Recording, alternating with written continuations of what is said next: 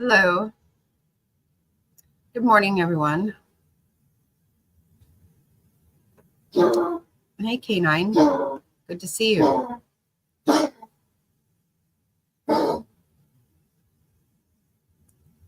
Frazzled. Hello, hello. Queen. Yes, frazzled. I feel the same way. I I almost put that in the thumbnail. Like, okay, this is the last time I'm talking about this bitch. That's it. Done with her. Yeah. Absolutely agree with that. So I don't know how, but I somehow got this time wrong. I'm an hour off. I don't know. Hey, Mama. So I had scheduled another live for afterwards to see what Lori Vallow's doing. Since I'm an hour off on this somehow, I apologize.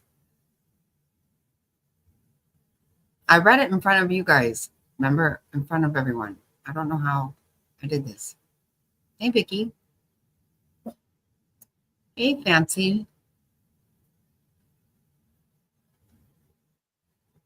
So I think that maybe we could check out what Lori's up to while we wait for this.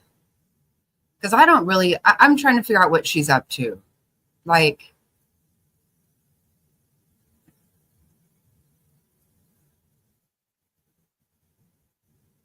I get the impression she wants to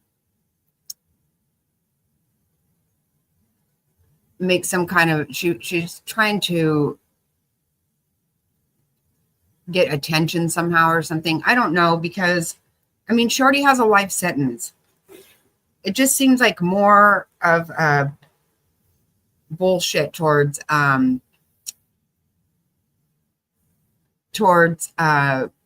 Charles, and it's kind of got me irritated. Hey, Wandering, good to see you.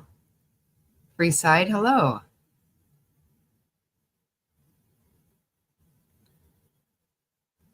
Yeah, I don't.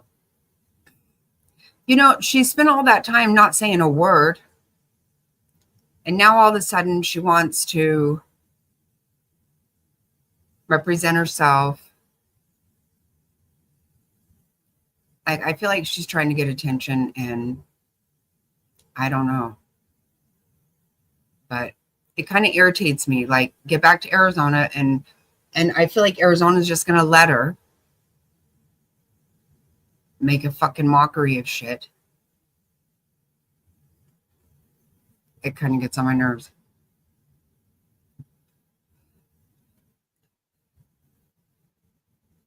But yeah, as far as being off on the time with Leilani, I don't know how I did that, because the time difference between there and where I'm at is actually 2 hours. So if I'd gotten it off 2 hours, that would almost make more sense. I don't know how I managed to get it off in 1 hour. But I did. I've got it up. It says it'll be in 65 minutes. That it starts at 11:30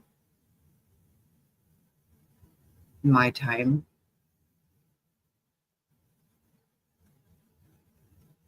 Which I had it at 10:30. So anyway, I apologize for that. But so if you've noticed, so Lori has been in the news. She's been in court and stuff the last week or so. A little bit longer than that even. Hey, Boots, how are you? Oh, okay.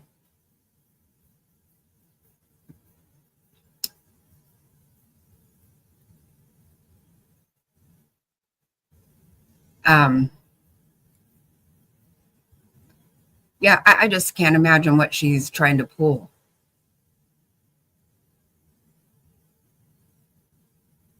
They said she had a competency hearing and she didn't appear.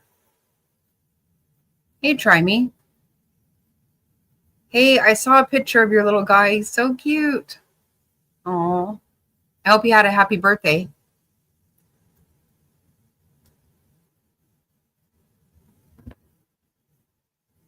Oh, Thanksgiving.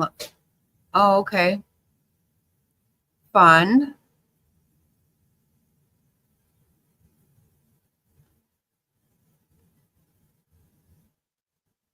That's cool.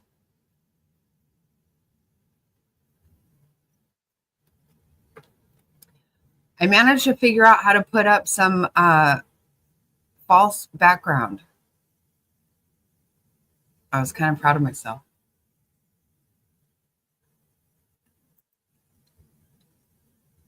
Okay, let's see what that fool is doing.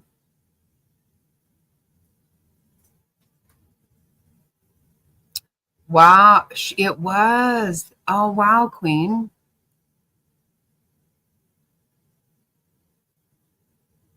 I knew it was. Remember, it was right before Thanksgiving because remember, whenever the chief said she doesn't deserve to be home for Thanksgiving. That's right. Wow. Oh, you guys, really quick. Guess what? Um, guess what is already happening? The Secret Santas with Nate Eaton. I love those. I love those so much. So we'll be able to be watching some of those. Isn't that cool? Oh my God. Wait, what? Hold on.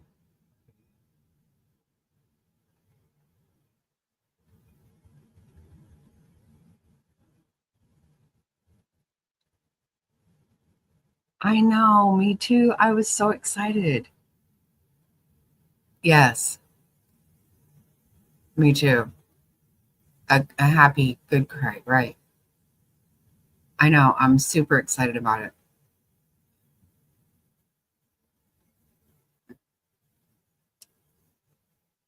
Yeah, that'll be really awesome.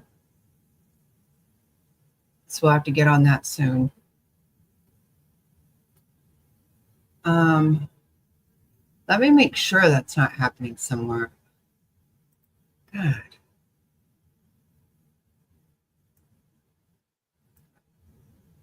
Okay.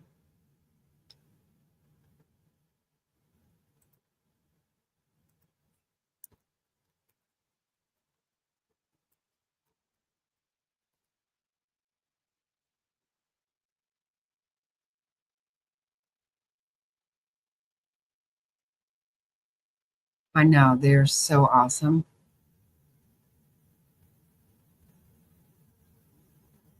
Yeah, it is a hard time. I try really hard to I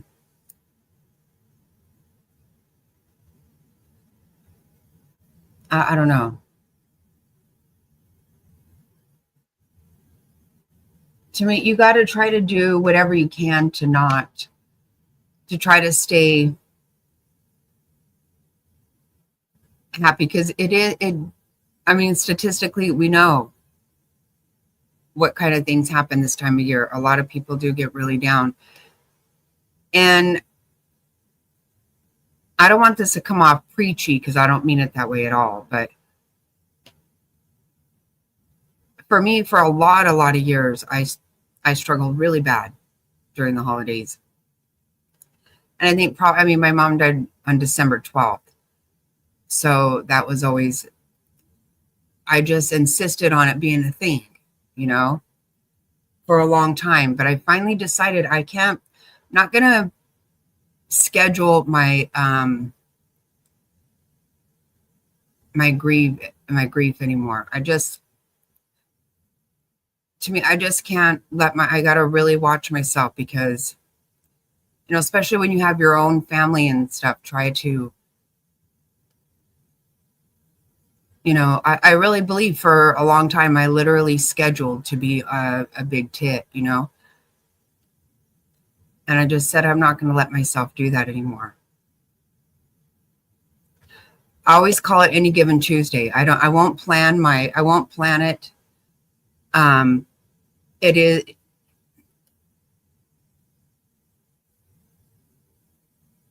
some days are just hit you harder. You know how a lot of times like a song or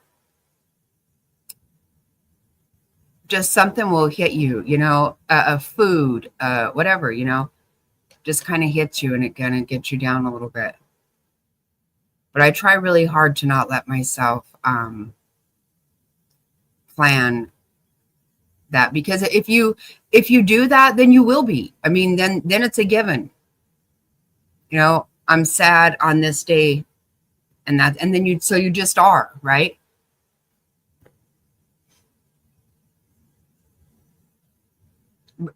There, exactly, Queen. Right, right. See, yep. A smell, right? It was good for me one day, and I felt like it hit like a brick, like, but it was so true. I mean, leave it to a child to absolutely put me into perspective. But um, my daughter really, really missed, she when she was younger, she would miss my dad a lot. And of course she knew him. Um, and one day I was like, well, you never even act like because she would write poems about my dad and things, which were beautiful. And I love that. But I was like, you don't ever say anything about my mom. And she's like, Mom, I know you want me to miss her, but I can't because I didn't know her. Wow. Okay. You're right. You just got to let it hit you. And exactly right. Hey, Jerry. That's what I think too. It may be, there's been lots of times when I'll get in bed and I'll be like, oh shit, today was Mom's birthday.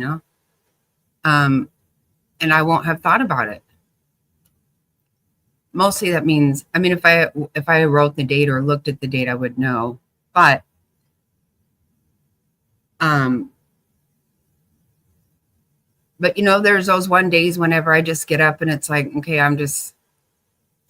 I got to get in the shower because I'm just gonna have to bawl my head off. Right? It's weird, like, oh my God, like, oh, I thought, I told you all about her. I thought, she would she's like, I wish I had this thing for your mom, but I just don't. And yeah, it makes you feel kind of weird because you're like, oh my God, like, my mom was everything.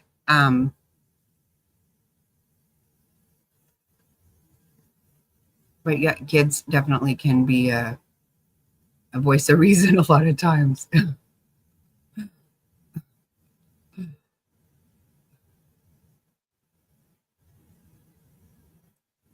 Oh, he is such a sweetheart. He's very easy to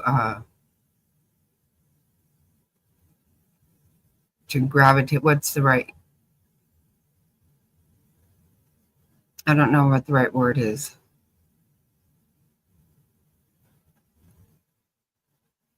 He's a special boy.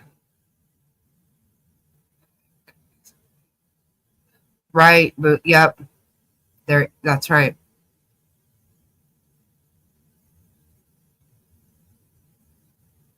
Right. It does. It feels kind of weird, like my kids are the most important, like the whole who you become when you become a mother. And it just feels weird whenever the people that mean the most to you don't know each other at all. That is so awesome. I'm really excited for you. 2 months pregnant when Dad died.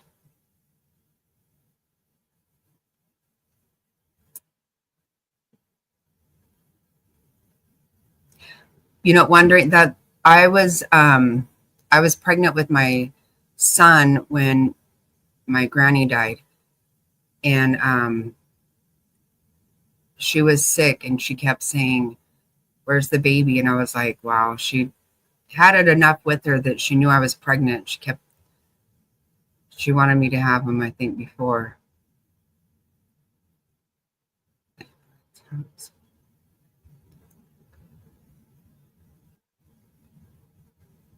Oh, wow. Nothing more amazing than a new baby, right? It's the best.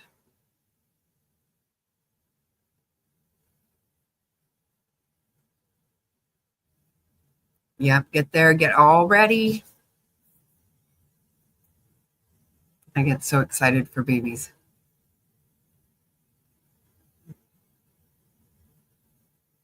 That's funny. I sent Frazzled a picture of Jack yesterday. He was acting like he was a big kid. He just, I just looked at him, and all of a sudden I was like, you just seem different today. Like, you just seem older and just so damn cute. Yeah, that's going to be very, very special. And I know Wandering gets her ass on the road to go get her grandbaby.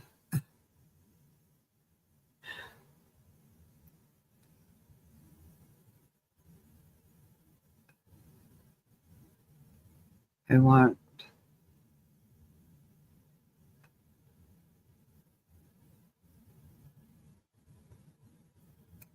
I know, Wandering. You just have to not let yourself, You have to just really try. Yep, you do. You haul balls over here and then you get right the hell back home. I know. I know. Every time I'm like, well, we could have lunch or something. You're like, no. I know that feeling though. You never miss anybody like you do your grandkids. Like, you miss all kinds of people, but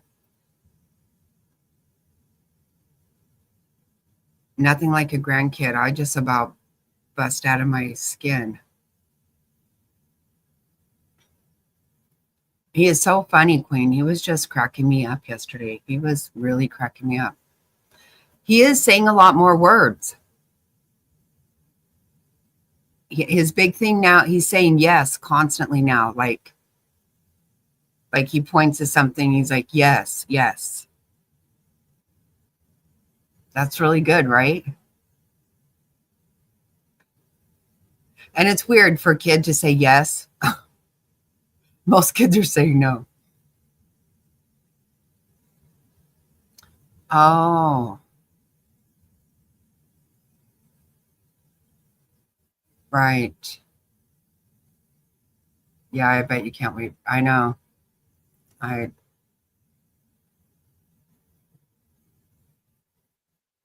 My niece is doing really, really good. Um, you met her, Queen. She's done with her treatment.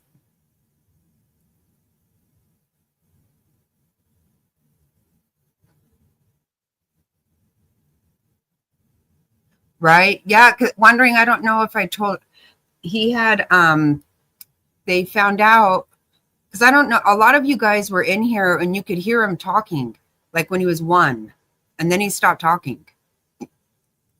We didn't really know what that was about, but um he um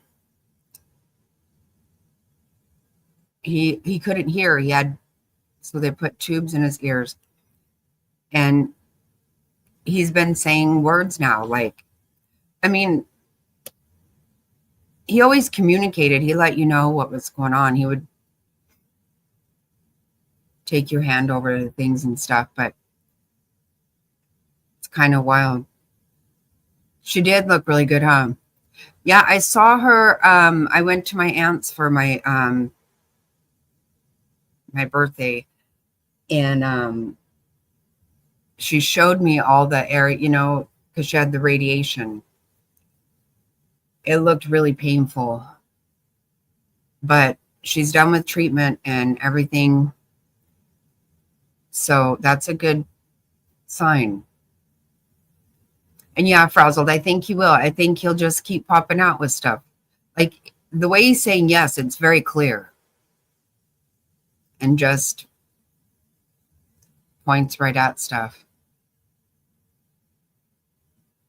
Yes, God is good. God is good. Yes. I feel so good about things lately. I just feel really, I feel very hopeful. I think him going to school. Yes.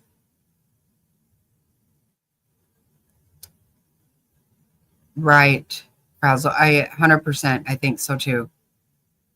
And he's really liking it. Hello, Barbarian's wife. Good to see you. Yeah, he's really, really liking school. I love that part too. I really love that for him. Of course, I want him to miss me, but you know what? Oh, it's so funny. His mom told me, must have been Monday, when she brought him. She said when they went to get off the freeway right by my house, she said he started pointing and saying yes, yes, and it cracked me up because at my old house, right where you would get off the freeway to come to our place, there was this hill. It's not a mountain, but like people would go on that mountain like every day, just even for their lunch hour. Just go. There was a trail that went up it. People were on it all the time.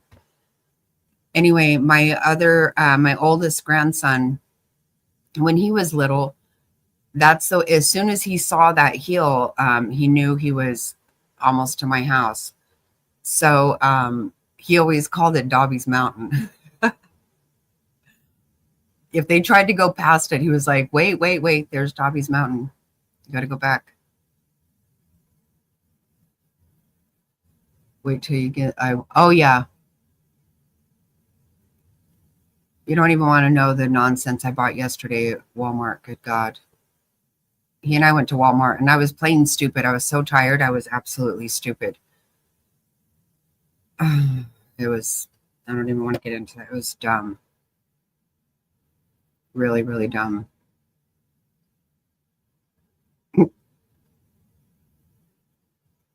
I have gotten better where some stuff I'm like, well, by the time we've even gotten through the store, he doesn't even want it anymore. So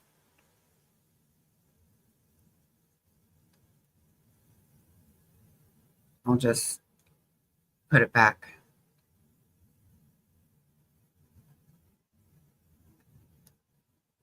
Oh my gosh. I've gotten quite a bit done. I went last Saturday. Um, Mr. Snotty left in the morning and I got a text message from Kohl's and I was like, yeah, that's a good idea. So I went out shopping.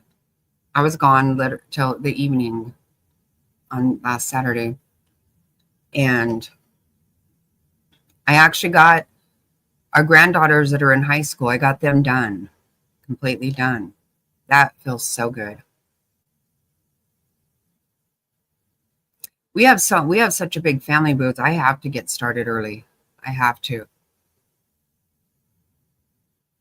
I mean, I've literally bought, I'm not even joking you, 120 pair of socks right now. So I have to start and get them on clearance, on sale. It'll kill me if I don't. It's way too much. Did you? Exactly. Yep.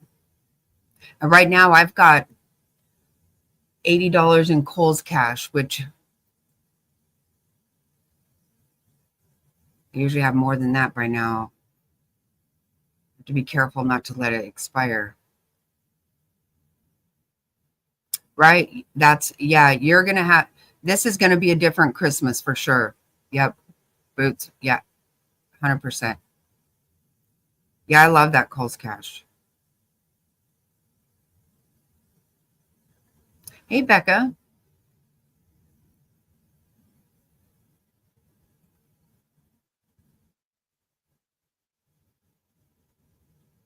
I have not even been, Mr. Snotty gone. I haven't been cooking much. So I cooked all day yesterday. I think it was, well, I was wrong about the time, Jerry. I said that when I came in, or at first. I'm sorry. Remember, we read it together. I don't know if you remember that, but it said 10:30, and now it's 11:30. I'm sorry. I should keep saying that. And like I said, the time difference between me and there is 2 hours. So that would make more sense for me to get it wrong.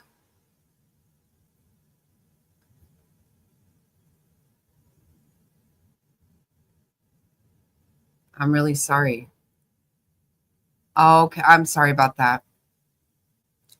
Yeah, I really don't know how I jacked this up, but I did.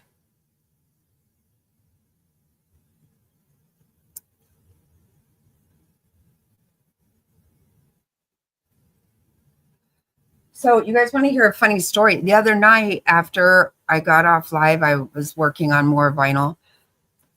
It was one of those times when I just kept fucking shit up and wasting it. I was putting it in the wrong place on the mat. I was turning it. I ended up throwing away so much that I just said, I can't. I'm just going to stop. But I did something. Oh, wow. Yeah. Yeah, I wouldn't complain about that. Because a lot of times, even if I'll have 40% off or something, I won't have, it's not on everything, right?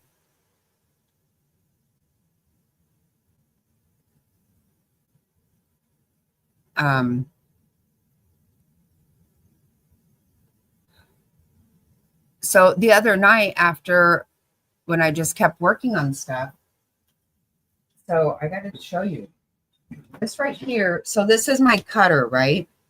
I use it all the time for years. It's the second one I've had. I had another one that I wore the piss out. Anyway, I don't, apparently I've never even touched this when it's, and it was up the other night. And so I was just doing stuff and my hand barely touched it. Like I didn't push it down. It just barely touched it. Holy shit. It bled so bad. It didn't even hurt. It doesn't hurt now, but it bled big time. Oh, wow. That is awesome. Yeah. So I go to bed, I take ice cream with me, fall asleep, dump ice cream all over the fucking bed like an idiot, like a fucking child. And there was blood everywhere. And I'm like, seriously, it's tiny, tiny little thing. Like, what the fuck? That thing is sharper than shit. I did not realize it was that damn sharp. I did it. And it's that cut, though, that you don't even really notice. It stung for a second, but wouldn't stop bleeding. I can't believe I had hot fudge, caramel, like an ass.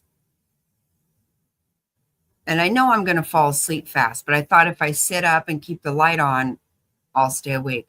Nope. Can't believe that shit.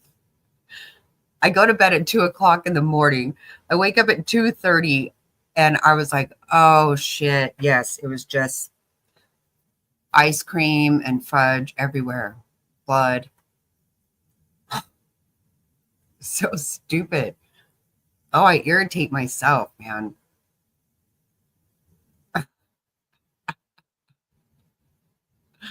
I know. I can't believe I did that. And I even tried to tell myself, I was like, you know what? You're going to go to sleep. Don't do this. And I was like, no, I really want some ice cream. And here I worked all hard heating up my fudge. I was all excited. I just got all so I can go fucking dump it. Probably had two stupid bites. I know, I know. And of course, I'm not gonna lie, I already made myself some ice cream and hot fudge this morning. But the kind of ice cream I had the other night was the end of that ice cream. Shit. It's stupid the way I fall asleep. It fucking sometimes it kind of concerns me. I know. Two bites. What the hell? How do I literally like I am there for a fucking second and I'm asleep. But I was sitting up. I thought I would stay awake. And I actually know that I won't though. So I gotta not do it again. I'm really bad about that. I think I take snacks to bed. You smell Kool-Aid? No. No wondering. Oh shit. Kool-Aid is the worst, I think. I know. It's stupid. You got to ask Queen when they were up at our property. She even told or told Mr. Queen. She goes. You know, you hear her laughing right now. She'll be snoring in like a second. I go straight from laughing to snoring. Carb cleaner. What's carb cleaner? What does that mean?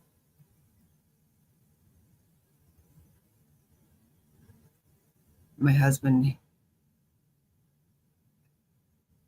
fell asleep.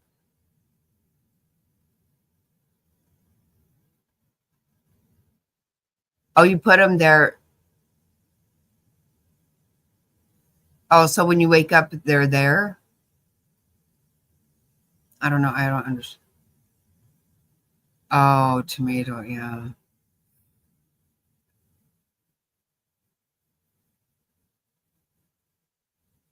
Oh God.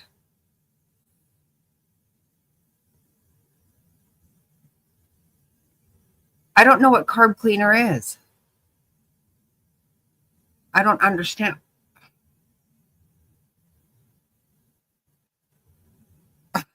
I know. I snore loud. I do. And seriously, I'll have my earbuds on and I literally will be laughing and then snoring. Yes, I know. Okay. See, me too. If I don't bring snack to bed with me, I get up in the night and eat something. I do. Sometimes I won't eat anything all day long, but I will freaking eat at 3 o'clock in the morning. It's dumb. A late night and know it. Oh God. No way. Oh my God, Becca.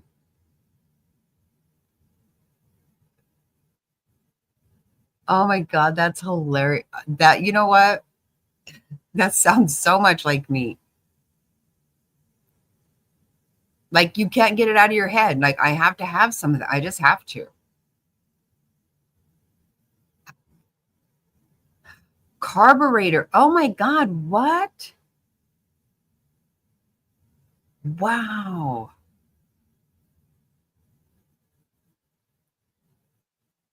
Right. I seriously, my sister was here and she was getting ready for bed. I was too. And she's like, "What are you doing?" I'm like, "I'm making queso. I just want it right now." She's like, "You're so weird." Pumpkin pie. I love pumpkin pie. Carburetor. I see, I would feel like that would just, I'm going to have some though.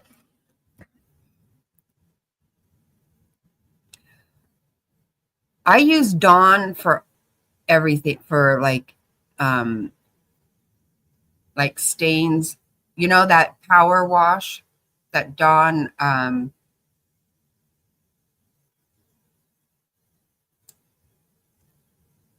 that I spray that on clothes for, but I've never heard that. Sounds like I would think you would ruin something, but that's okay. I'm going to have some though, because I also use like OxyClean sometimes if I'm trying.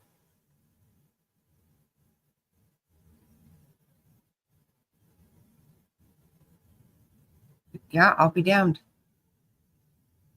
Yeah, I love that Dawn Power Wash. Yeah, I do. I have that too.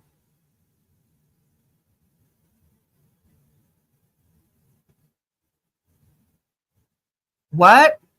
Frazzle what? Yeah, right. Yeah, I won't clean myself with it. I have used magic eraser on my hand whenever I've gotten like hair dye or something on it. I'll use magic eraser. Okay, well that's going to happen. That's awesome. I'm glad to hear it.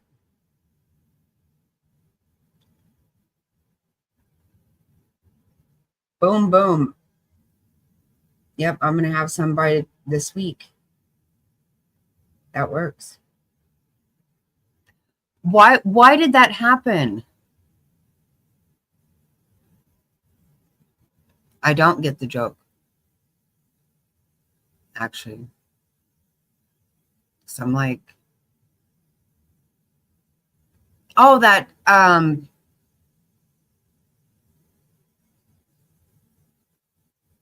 gross. I want to know why that happened, Frazzled. What the freak? I was so freaking excited about it. Oh, with Dawn, that's what she used. How weird.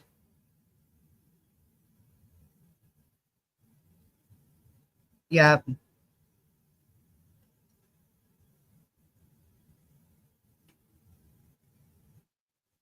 really. So there must be some truth to that, huh?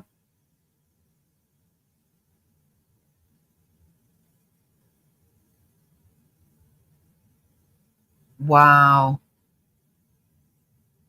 that's disappointing. I can't believe that because he even already resigned from Congress. Wow, this is blowing my mind. Son of a gun of a gun. Damn.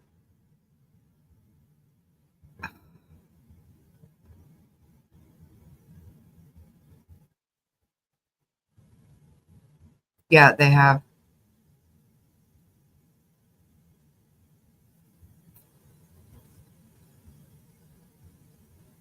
Shit.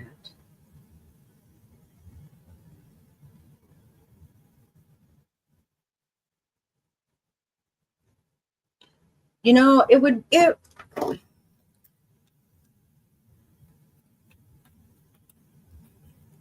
I just wish people behave themselves. It's very disappointing.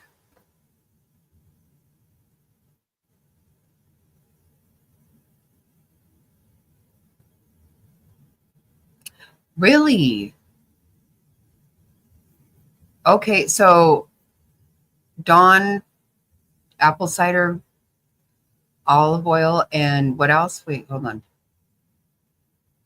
Oh, just those three things. Really? Huh. I use baby shampoo on the babies, like a sensitive skin kind of baby shampoo.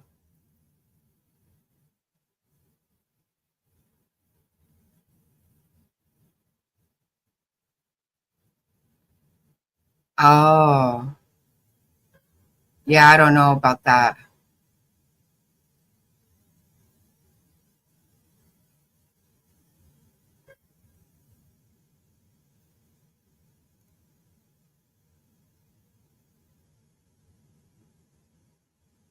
Wow. I'll be damned. That's right, Boots, they do.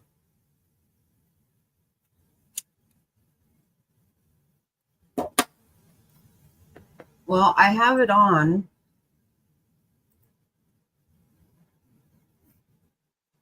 Let me see.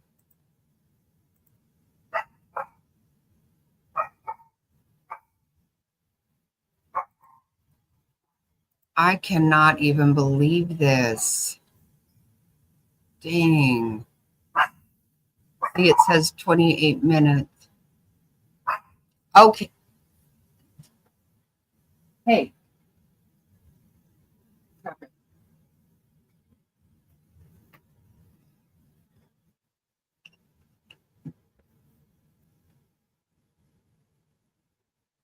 Damn.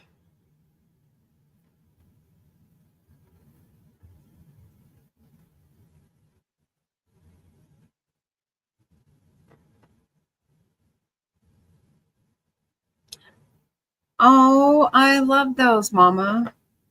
Why do you know what? I'm starting to think, yeah,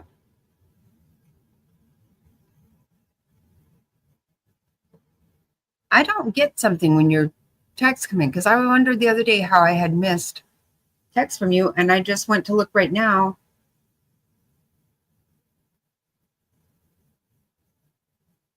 and the one you sent a couple hours ago, I did not know was there. I don't know what the fuck. That is so fun, Mama. That is so fun. I love it.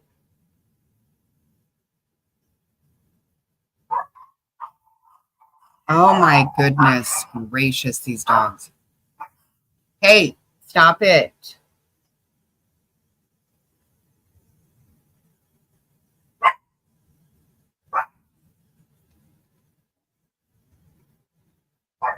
No, but well, the reason I had notification for the one you just sent though. That's what made me look. And then I was like, wait, that other one there.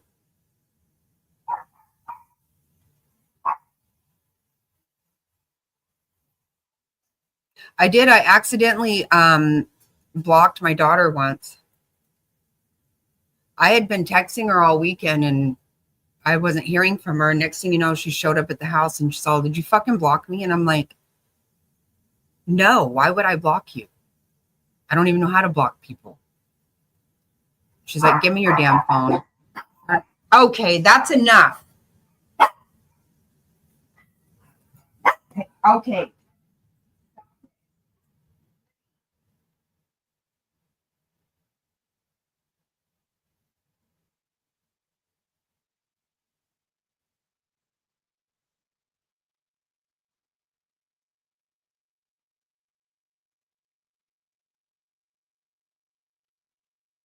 There's no bad guy here but Barky.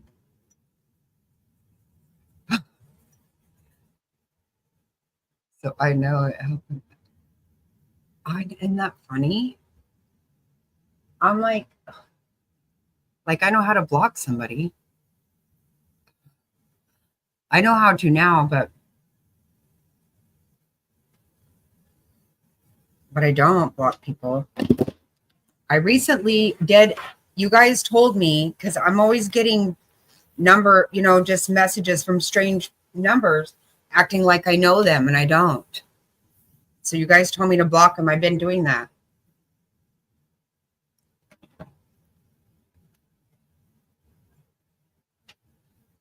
Okay, so what does mute mean though? Like that means, so like when you block, you can block somebody, but then if you mute, it just means, hey, Top Hats. Oh my God, Top Hats. That's the same thing that Frazzled said, and I was thinking the same thing. I almost put it on my, I almost put on the thumbnail, like this is the last time I want to see her, talk about her, anything. Yep. Block and report. What happens if you report somebody to what? One time, my son's ex-girlfriend reported me to Facebook because I put a picture up of her and she didn't think it was a good picture. Okay. So that would be what you would think, but that's just it. When I got this,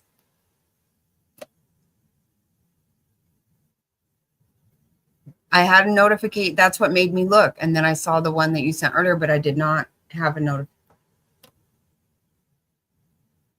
I fuck shit up though. I'm really good at doing that. So you guys, I see this is, I wonder if people are going to give statements. Wait, oh, what did you say? You were kidding about what? I missed it. What if you, oh, you mean like, I see. Okay, so if you report somebody on, like on here, because I accidentally, I'll just look down and it'll be like report, like I pushed something and I didn't even.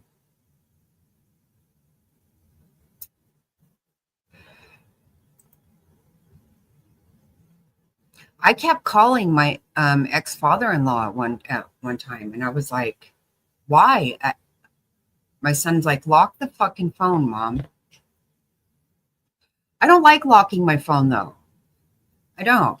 I don't want to have to try to. I don't want to get in it. I just want it to be there. I already blocked her, so she doesn't. It's funny.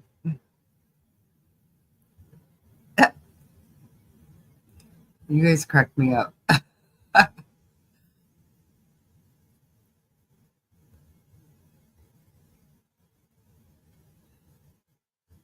Damn, I can't believe this about Matt Gaetz. That's disappointing. I'll be damned. I'll be damned. Shit balls.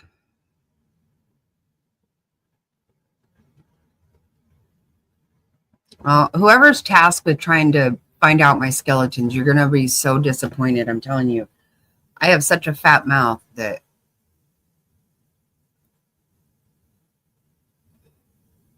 my aunt always says that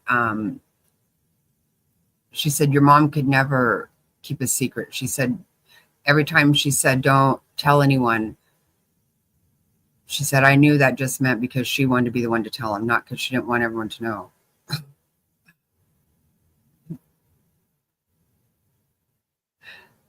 Top Hats, are you so excited about the election? Guess what? I'm going to have a inaugural ball. I know. I can't keep. I just run my mouth too much. And you know what? I can't. Like when I know people that are like cheating on their spouse or something, like I get nervous for them. I could not. That would have me so.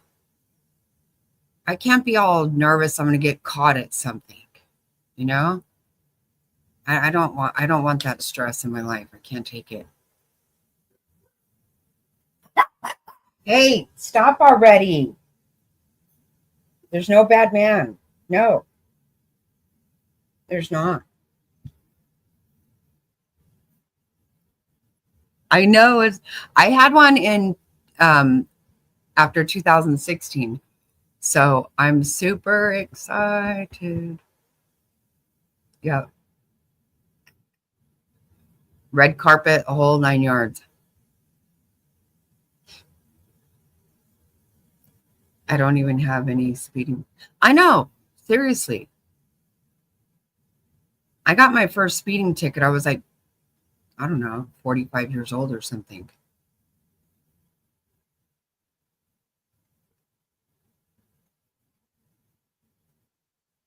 And it was actually an accident.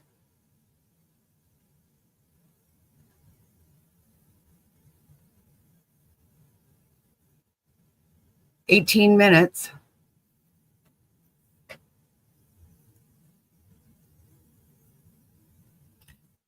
Yeah, it's pretty I like to laugh a lot, but I wouldn't say my life is boring, but it's not like stressful in the way of, you know, not like I'm going to get in trouble. This is the thing. I don't like to be in trouble. I don't like to say I'm sorry. I hate saying I'm sorry. I won't say it if I don't mean it. I refuse to. But I like to keep myself in a position where I don't have to. I will say it if I have to, but I don't like to. Yep. Well, look at this picture. Isn't this weird? Look at this picture of her right here. Really? How do you know? What the fuck? How do you know? How come I don't see that?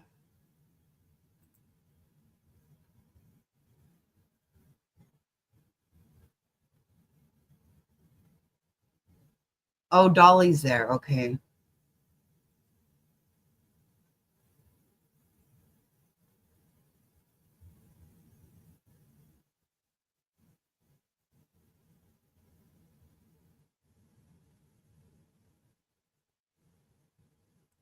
Maybe Law and Crime is better. See, this is what I'm saying. So who's going to give an impact statement? Okay, Law and Crime.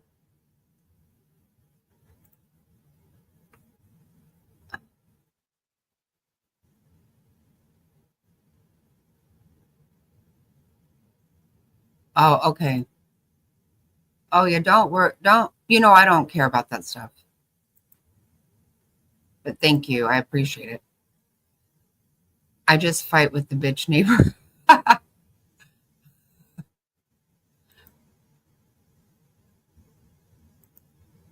Yeah, I've definitely scuffled in my day, but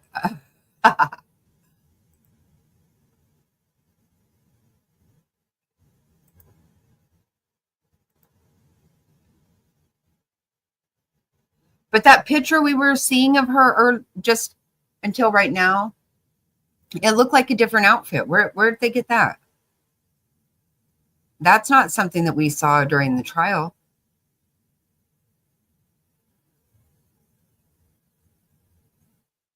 Yeah, top hats. That's, I'm still so irritated that they let her have this, you know, photo with, her cap and gown when she got her GED. Like, who the fuck does that? I don't give a shit about her GED. She makes me sick. I don't know. I could be wrong, but I just feel like people go get a GED and then they go pick it up or whatever happens. It gets mailed to them, something like a fucking passport or something. I don't. You're in jail and you get to have a fucking cap and gown. The fuck out of here. I can't stand her. Oh my God. That infuriated me. Like, I think people who aren't in jail don't do that.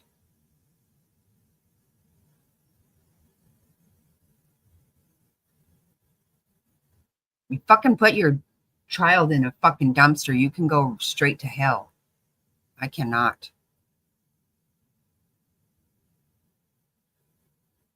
Yeah, this just fires me up. Well, the photo op didn't help harder. No, it didn't.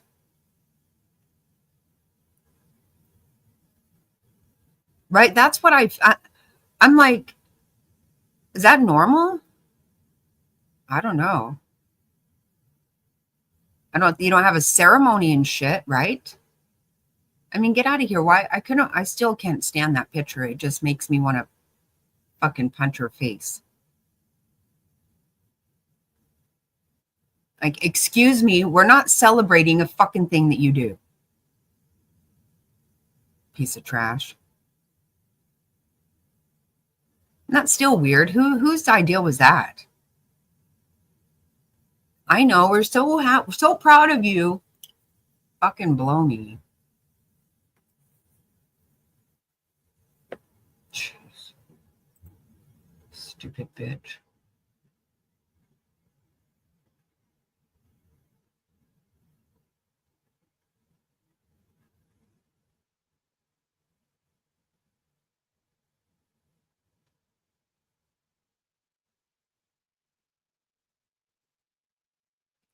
And just think, how cute whenever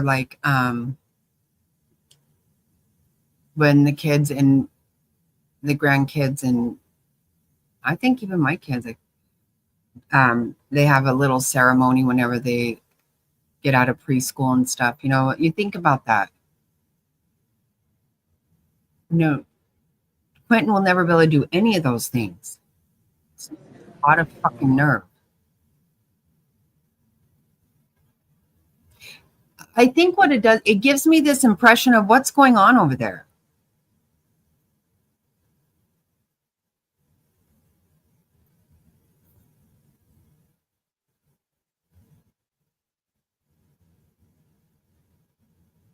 You'll never get any of that.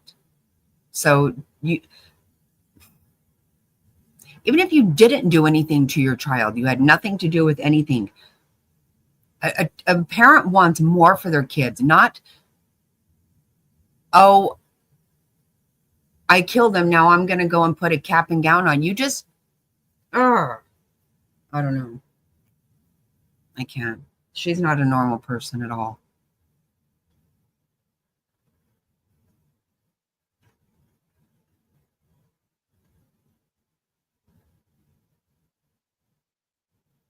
Did you guys hear that story of that girl that killed her dad? Um, I guess because he wouldn't turn the lights off or something, but um, mostly she was just really fucking crazy over the election. It just made me laugh a little bit because somebody said, "Do you think that there's a mental issue there?" And they were like, "Yeah, I'm pretty sure." And that's so true. Even if it's not a defense, of course there's a mental issue if you fucking killed somebody. That's why I'm always like, how do you have they find out if you're insane or not? Well, yeah. Sane people don't do shit like that. Doesn't mean you're not going to fucking go to jail forever, but yeah, there's something not right, clearly.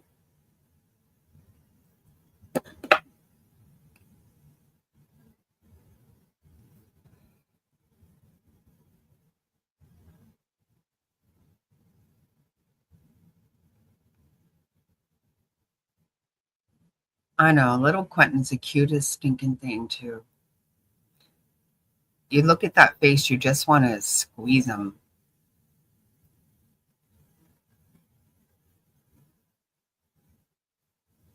Ah, ah. Yeah, that's not looking so great, is it? Top hats. No. And even that other one had to make a statement. Hey, Sicilian. I got to walk across the stage at the college I took the class.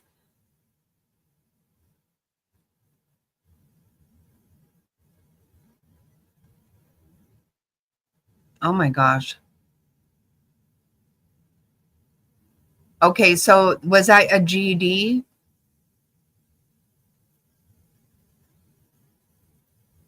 I'm sorry about that. You'll be happy to know, Cecilian, they've already started the Secret Santa stuff. We'll be able to watch that soon. Okay, so it is a thing. Okay. And that's what I said. I said I don't know anything about it. I never heard of it before. I mean, I don't think it's a thing in jail though, right? I just don't think she deserves any kind of fanfare of any kind. I don't think she deserves to celebrate shit. It's not a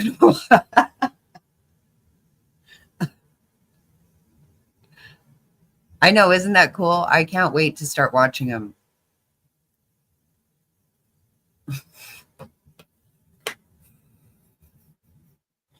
Queen, you crack me up. Oh, Atlanta. Look at how gross. Toddler tossed in a dumpster. Good. That just sounds so, makes your stomach sick. I was just kidding with you. Uh, yeah, me too, Frazzle. I like that. I'm excited about that.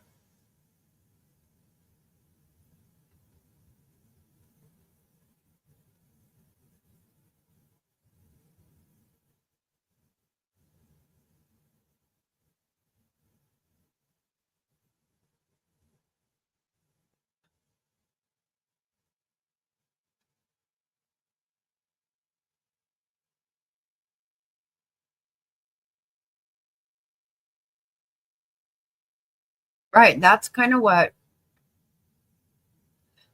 I'm not saying that can't people can't be celebrated. I don't want her celebrated, you know? I just really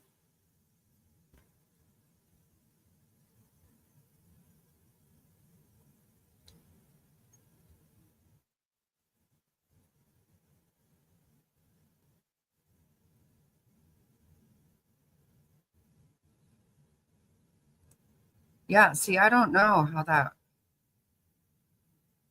I don't know how you get that who haul somebody had to bring that in.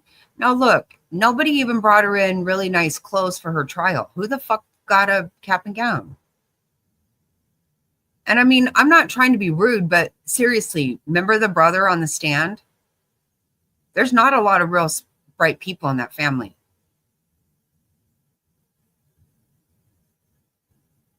I don't know about now.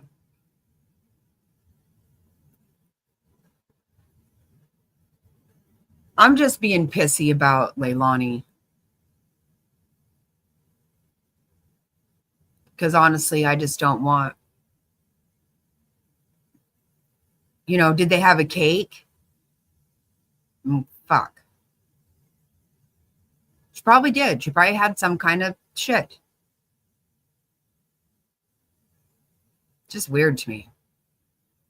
I don't want to see pictures of her that she's not in anything but a jumpsuit and that she's behind with her behind bars. Yeah,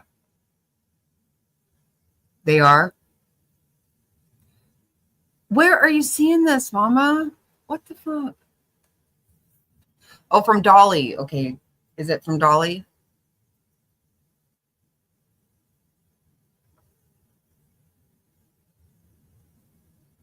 I know.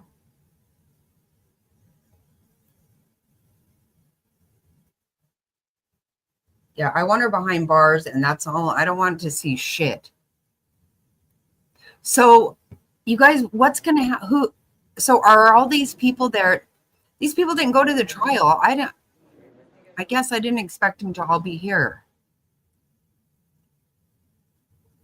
See, if the victim impact statements are nothing but to try to save her ass, I'm gonna fucking lose it.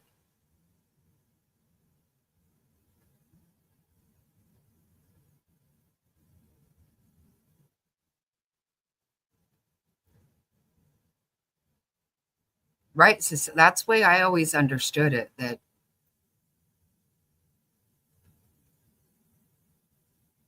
okay.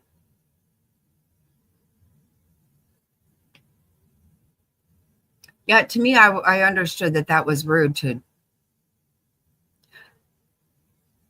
I thought you had to have a certain behavior in a courtroom.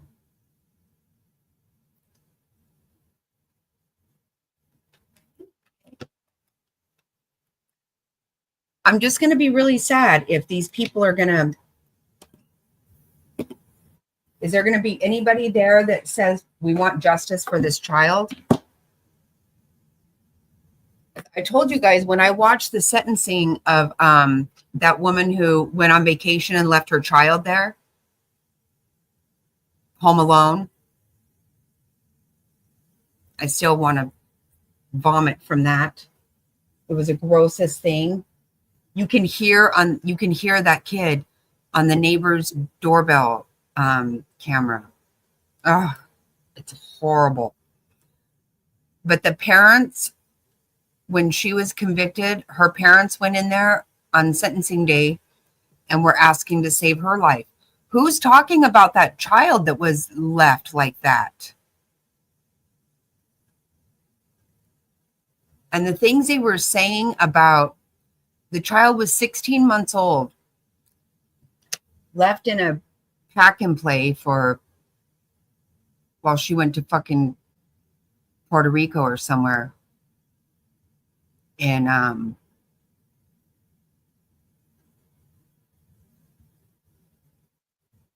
they said at that age, like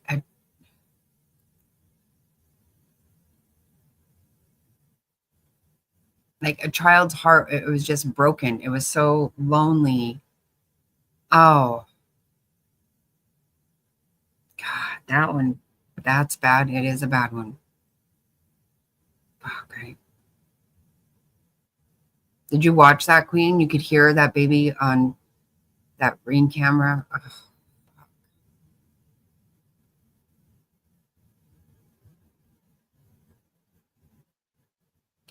She even came home from her trip, and instead of going home, went somewhere, you know, not too far from her house for a couple of days or something. Oh, that was so I know it made me ill. All the pictures of her with her friends on the beach and stuff. That's what kind of fucking head does somebody have for that shit? Jeez, so awful. All right, come on, 2 minutes now.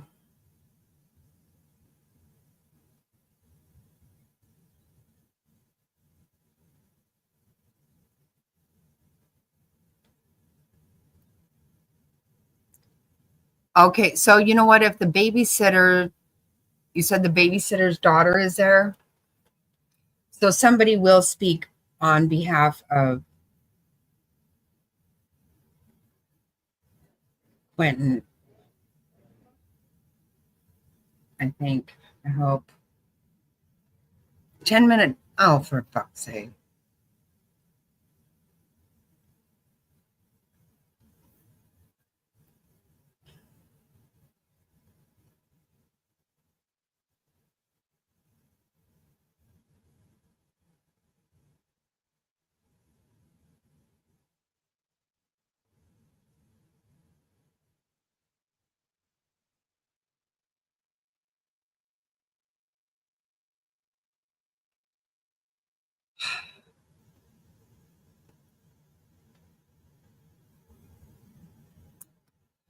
Oh, well, well.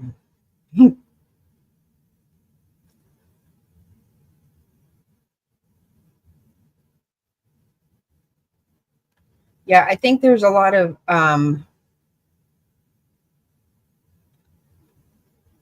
talk about this kind of thing with Susan Smith having her parole hearing. Wait, I hear something. Superior Court of Chatham County is now in session. The Honorable Judge Tammy Stokes now presiding. Please be seated and come to order. All right. Good morning, everyone. Morning. I had a long morning. Good afternoon, everyone. I can't Okay. hear.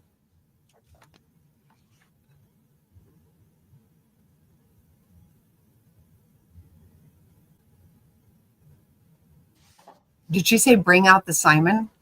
Is that what that said?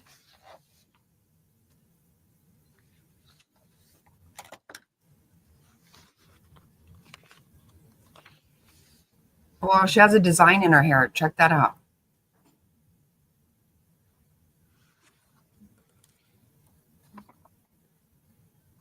That's fun.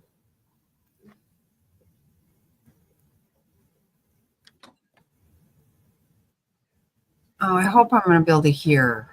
Damn it.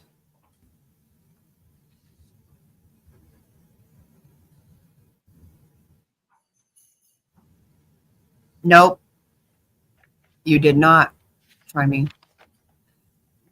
Booyah.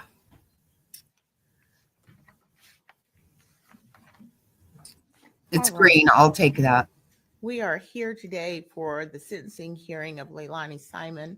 Yep. This is SPCR 22-03364J6, the state of Georgia versus Leilani Marie Simon. Let the record reflect that counsel for both parties are present for the state. Yep, that's what I was saying. Assistant U.S. Top Attorney hats. Tim Dean, Assistant District Attorney Jenny Parker, There's a brother. and Detective Lemons. For the defense, present for Ms. Simon are her attorneys, Martin Hilliard and Robert Purse. Ms. Simon is seated with her attorneys. And with that, we'll turn our attention to the matter at hand. Are there any merger issues?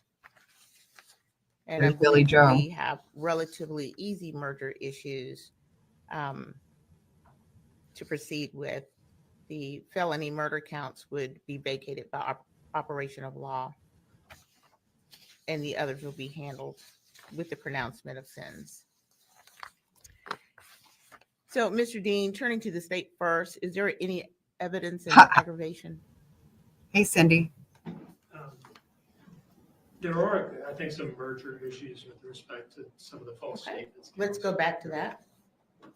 I emailed the court and the defense about this morning. My belief is that some of the false statements count should merge with others. That count 10 should merge factually with 9. That count 14 should merge factually with count 13. And that 17 should merge factually with 16. Is that okay? So I may not exactly be right, but out of an abundance of caution, I would. There's Dolly. Look. Merge those 3 counts with the ones that precede them. Okay. And once again, to make sure I have those correct, you're suggesting that count 10 merge into 9, and then what was the next? That count 14 merge factually into count 13, and that count 17 merge factually into count 16.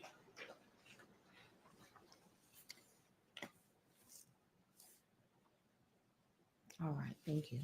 Any others? All right. Your Honor,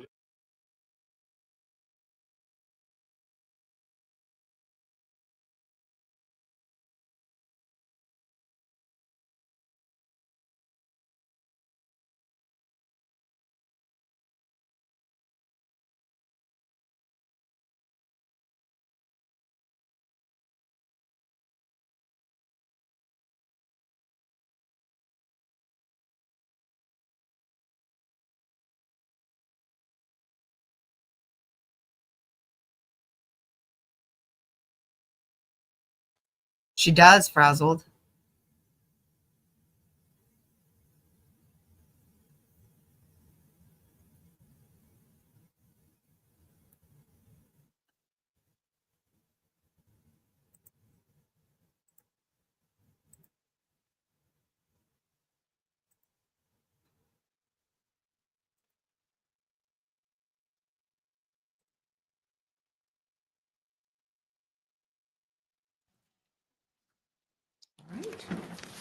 Your Honor, just for the record, I concur with the court. Count 2 and 3 should be vacated as an operation of law. And I also concur with Mr. Dean.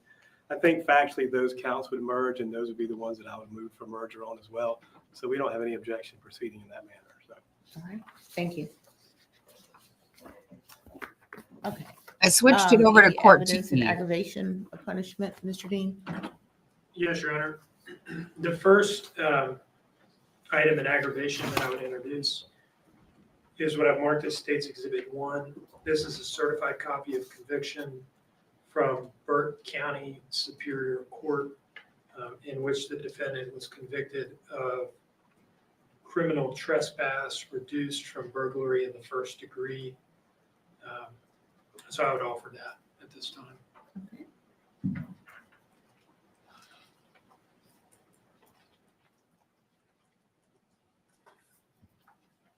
I don't think it triggers any recidivist punishment, Judge, and it's an appropriate copy. But no objection, but I don't think it does anything to trigger 1710-7. All right.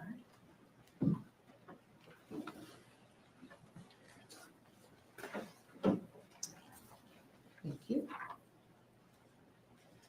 And Mr. Dean, any other evidence you wish to put forward? Yes, Your Honor, at this time, I'm called to take evidence.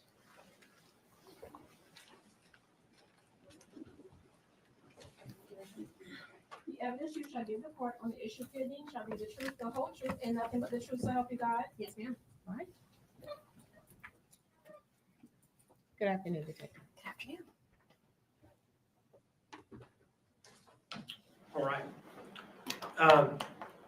You understand that one of the most important factors the court considers in fashioning a sentence is whether and to what degree the defendant has accepted responsibility, right? Yes. I'd like to ask you some questions kind of designed to get at that, okay?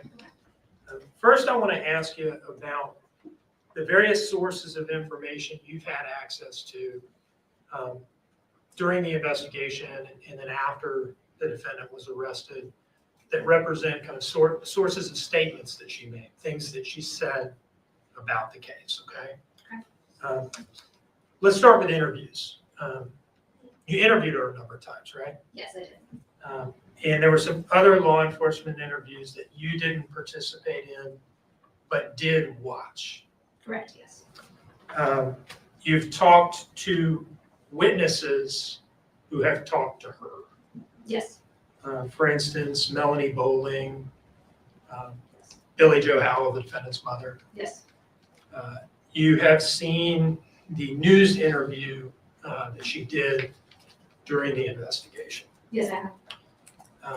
And have you also monitored her communications from the jail during the time that she spent there between her arrest and the trial? I have. Listened to many of her phone calls from the jail, Yes. read emails that she sent from the jail, Yes. and read letters that she exchanged with a pen pal, right? Yes. You've also watched some video recorded, like video visits that they can do, Yes. sort of like a FaceTime type thing. Yes. Okay. So you've seen her talk a lot. I have. You've heard her talk a lot. Yes. That's what I'm saying, Top Hat. Those various That's a lot. statements have included some stories about that night, right? About what happened or what might have happened. Yes, they have. Let's talk about the abduction story. Tell us about the abduction story or stories. Yeah, so that initially started on October 5th. That was the initial story that she came up with was Quentin was abducted by Bubba. And was there a version of the abduction story at some point that involved not Bubba as the alleged kidnapper, but strangers, unknown strangers? Yes, on that first day after we had confirmation from the FBI office in Augusta that Bubba was most likely not going to be involved, she started mentioning, random vehicles that had followed her throughout the night or had stopped in front of her house, just trying to cast suspicion on those. What about What about Michelle McCarta, Quentin and his siblings' babysitter? Did she ever feature in any version of the abduction story offered by the defendant? Yes, there's a few times where she tried to say that possibly Michelle McCarta was involved. So as to the abduction story, it's taken various forms. Bubba took him, maybe a stranger took him, maybe Michelle took him, right? Correct. There's also a story, or maybe multiple versions of variants on the same story, alleging that Danny was involved or Danny did it or something along those lines. Yes. Can you tell us about that story or stories? Yeah. So the Danny possibly being involved started shortly after Daniel left. That was brought up in a text message to Savannah Solomon on October 24th and during our interview on the 31st of October. It's also been mentioned a number of times in our jail calls, just various versions of that story. It has included the claim that Danny was actually the one at the dumpsters at 1:20 or so in the morning on October 5th, right? Yeah, that was the story from October 31st. It wasn't her at the dumpster, it was actually Daniel. There's also been a different version from her in which she suggests that, oh, actually, no, he threw him in some other trash receptacle on his way to work after the sun had come up, right? Yes. And so as to Danny, two different versions of the Danny did it story, right? Yes, it is. At some point, did she try out? Showing she something never else has that I'll taken call any back responsibility. on you? Yes. Tell us about that. So in her final interview on November 21st, she did mention that possibly something happened to Quentin in the bathtub. That one was shortly, discarded as an untrue, theory, based on the fact that Paul got home after the bathtub. All sorts of Based on the other fact that they parties came didn't to confirm bathe the Quentin was still child. alive after he took a bath. All right, so I'd like to ask you a couple questions about all these different stories, things she said, things she didn't say. First of all, as we talked about, some of these stories involve her kind of casually accusing other people or implicating other people, right? Exactly. They do, yes. Yep. Do you ever hear from her any reluctance, apprehension, or hesitance There's Dolly. Look about at Dolly. throwing these other innocent people's names out there as potentially being responsible? No. Now, remember in the news interview and I think in the October 12th interview with Special Agent Snyder. She's Special sorry Agent for Saul, herself. That's it. She said some things about being willing to take responsibility if it came to light that she was the one who had done this, right? She said that, yes. In all of these statements of hers that you've listened to, the interviews, things witnesses have told you she said, jail communications and so forth, at any point, has she ever actually accepted responsibility for what she's now been convicted of? No, she hasn't. Now, she sometime relatively recently wrote a letter to a local news station, right? Yes, she did. Do you see in front of you a document marked as States Exhibit 2? Yes, I do. Is that a copy of that letter? It is. Where did that letter come from? It is from the WTOC website, and it's signed by Leilani Simon at the bottom. And WTOC website is they're a respected news organization, and they're posting it saying, this is a letter she sent to us. Yes. Right? Your Honor, I would offer this into evidence as States Exhibit 2. Any objection? No objection, Judge. States Exhibit 2 is admitted. What's the date of this letter? September 2nd, 2024. So a little more than a month before trial, maybe 5 weeks before trial. Yes. Now that this has been admitted into evidence, could you just read it for us? Sure. WTOC, there is no factual evidence against me, none. As in no concrete, without a doubt evidence. All the state has is speculation based on circumstantial evidence. Nothing, however, based in fact with undeniable proof / evidence. This is what the state doesn't have. No DNA evidence, no forensic evidence, no eyewitnesses, no murder weapon, no camera/video evidence, no time of death to prove I was at home during tragedy, no cause of death, no proof of any previous abuse to Quentin or other children. I understand if you're skeptical of what I just wrote, but I assure it's the truth, it's fact. I implore you to do your own investigation into my claims to confirm. The public deserves to know some of the facts of this case and not only speculation based in circumstantial evidence. I firmly believe that if the investigators weren't mainly focused on me from day one of the investigation, that they may have found the evidence they lack and therefore the actual murderer. They, in quotations, the state, are attempting to railroad me instead of admitting they have accused the wrong person for the past almost 2 years. Leilani Simon. Thank you. I know, Cecilian, like, Now, wow. is it fair to say that in that letter, she's kind of holding herself out as like a detached commentator upon the state of the evidence and not like, you know, the person who was there and threw him in the dumpster and knows exactly what happened? Yeah, I would agree with that. Now, I'd like to ask you some questions about her behavior during the investigation. And, you know, a lot of her behavior Unreal, is right? charged in the indictment in the form of false statements. I want to ask you about a couple of things that did not come into evidence at trial. Okay. The first is something that occurred on October 5th, right? That's day one. Yes. That is when the defendant, Paul Simon and Daniel Youngkin, were at the Chatham County Police Department for a fairly long period of time for a series of interviews. Yeah, right? they didn't Yes. talk about that Was there at and all. that was at a time very early on where she's representing to the police that Quentin has been abducted and she doesn't know whether he's safe or not, dead or alive, right? Yes. Was there a point where she was captured on camera asking Paul whether he had any weed to smoke when they left there? Yes, there was. Can you tell us a little bit about that? So after everyone's individual interviews were concluded, my team was trying to arrange transport to get them back home. We had all three of them in the interview room together. During that time, Leilani asked Paul if he has marijuana at the house. Now, moving forward from that. This is still really another, strange, in my opinion. Incident that wasn't introduced into evidence at trial. Yes, absolutely. Try me. The Stingrays incident. Okay.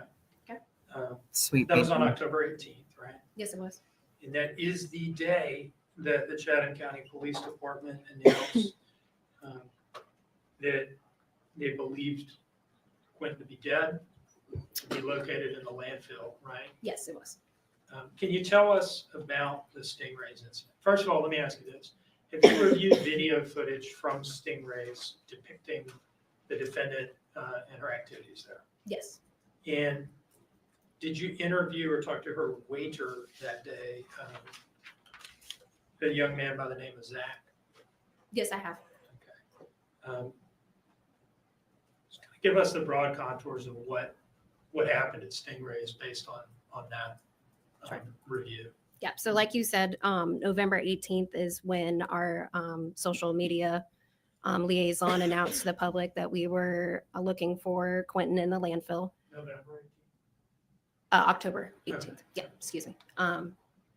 And on that day, my team received notice that Leilani and her family had gone out to Stingrays, which is a bar restaurant on Tybee, and that they were out there partying. I interviewed Zach Anderson, who was their waiter at the time, and he told us about, her behavior out there, how she was flirtatious. Everyone was drinking, cheersing, and seeming to have a very good time. And he said that she consumed numerous alcoholic beverages, right? Yes. That she became noticeably, Thank I you, guess if wondering. not drunk, at least tipsy or something along those lines. Yes. And that she was behaving in a flirtatious manner towards him. Yes. In her November 21 interview, the day of the final interview on the day of her arrest, you brought up the Stingrays incident, right? Yes, I did. And that was in the context of explaining to her that from your perspective, she had not behaved in a way that comported with what she was saying happened, that she was a victim of an abduction, right? Yes. And did she tell you a lie in that interview about what had happened at Stingrays? Yes, she did. And what was that? That she was not consuming alcohol that night. Okay. Is it fair to say that we did not charge all of the lies that she told you as false statements in this indictment? We did not.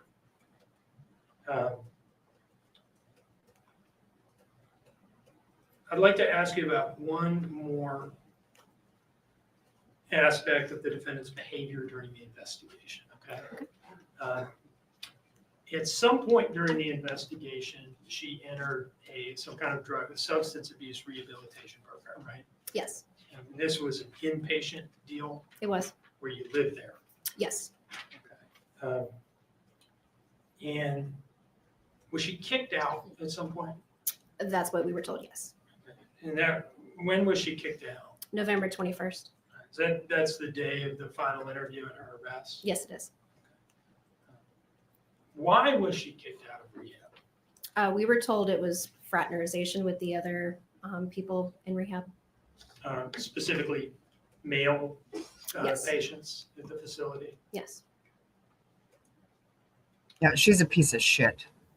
Now, I'd like to ask you a little bit about her behavior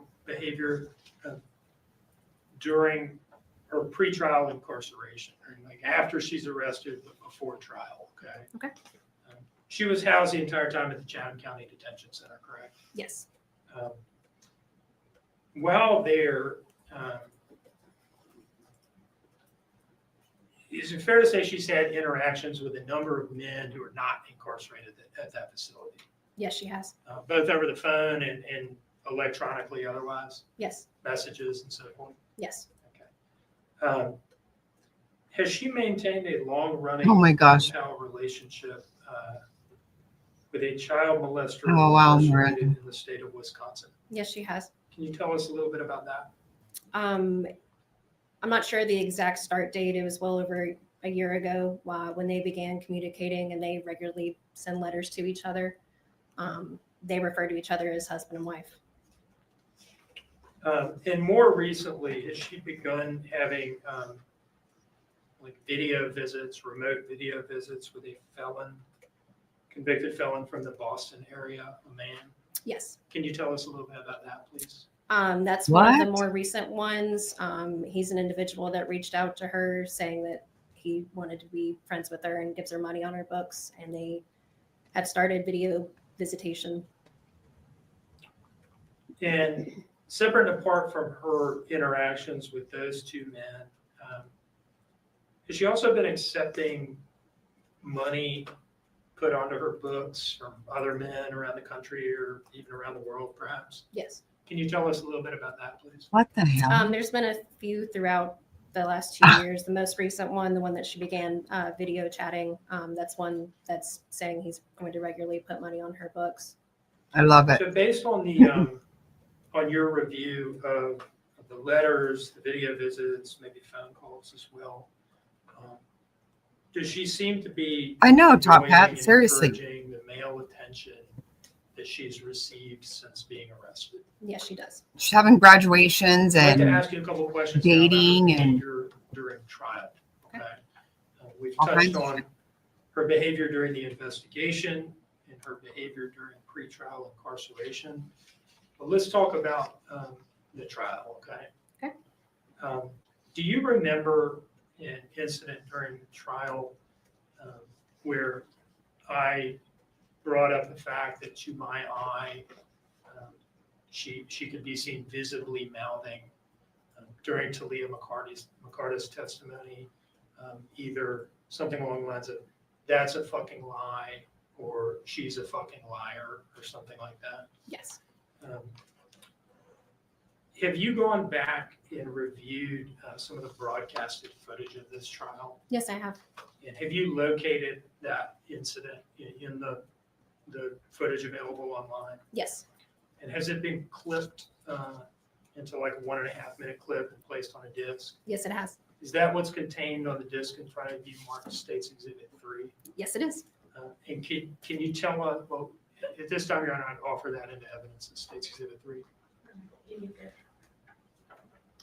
I don't care, Judge.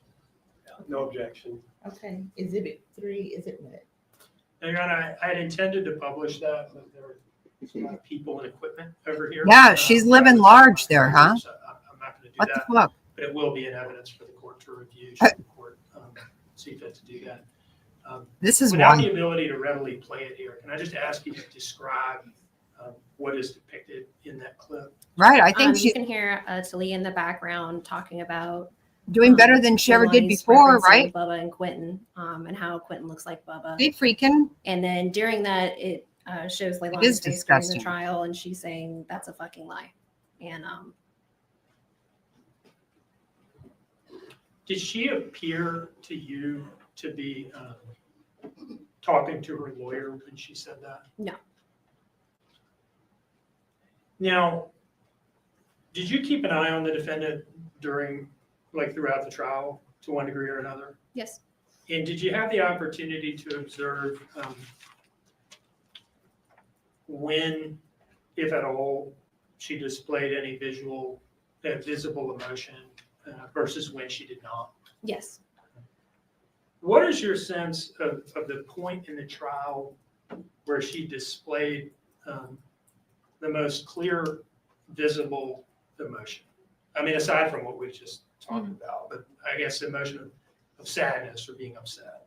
When she I was would say found the guilty. verdict Yes. would be where she was more visually upset.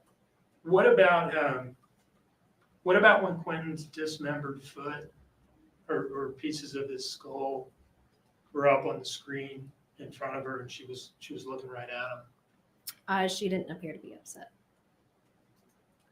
Now, I'd like to ask you a couple questions about,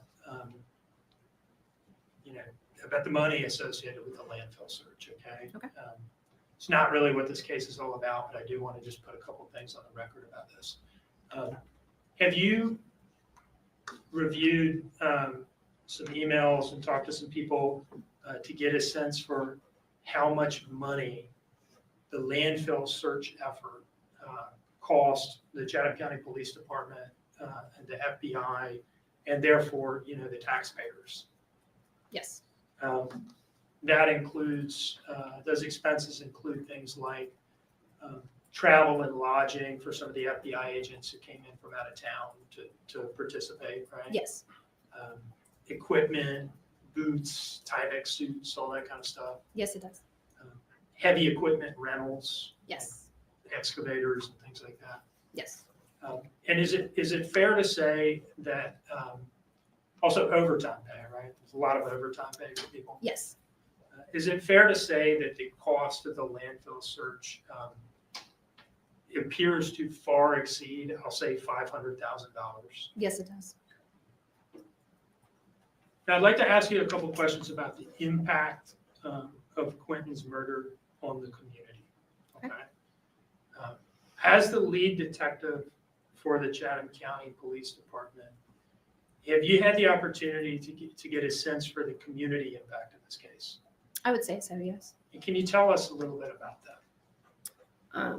I know my office, as well as the district attorney's office, has received phone calls from people thanking them and us for, finding justice and finding his body. I've had several people reach out to me to say how much it means that we were able to find him, really more than anything. People in the community took an interest in this case, right? Yes, they did. And a lot of people seem to have come to care about Quentin that never even met him. Is that fair to say? Yes, it is. I'd like to ask you a little bit about the effect, the impact on some of the police officers involved in this case, okay? Okay. And we don't need to go into this in great detail, but is it Hey, accurate Cal. to say that a number of police Yeah, I see him officers, too. sought out counseling services Right now, actually. after either having been involved in the initial response to the house or having been involved in the landfill search, or both?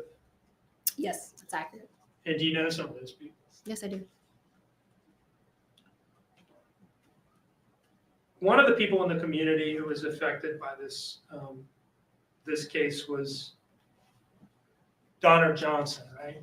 Yes. And can you remind us who Donner is and what his role in the investigation and in the trial was? Yeah, he was our point of contact for the landfill off of Little Neck. He was there with us every step of the way until we found Quentin. Has this whole thing had an effect on Donner?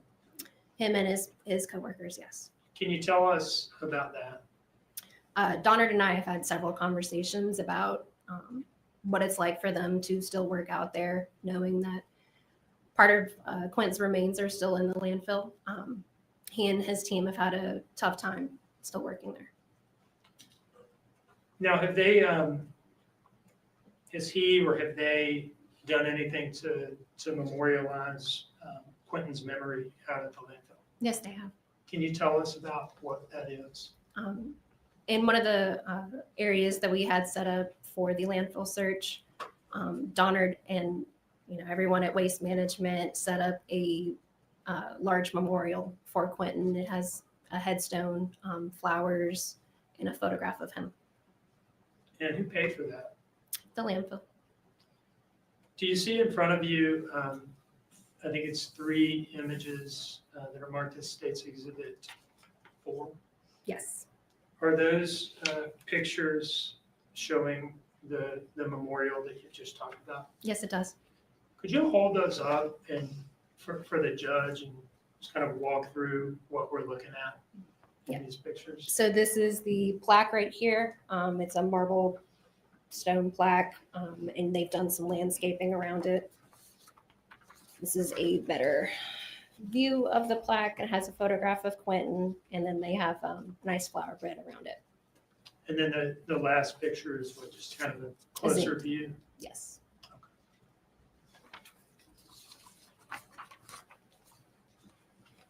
One moment, please.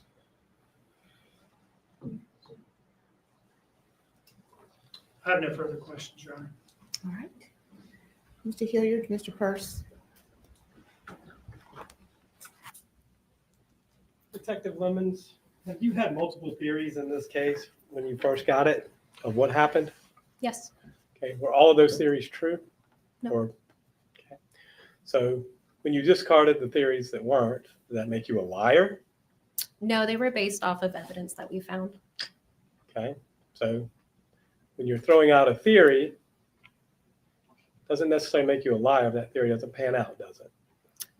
It does. It does or it does not? Restate your question, please. If you're throwing out a theory and the theory doesn't pan out, it doesn't mean you were a liar when you threw out a theory, does it? No. Okay. Now, Mr. Dean asked you a bunch of questions.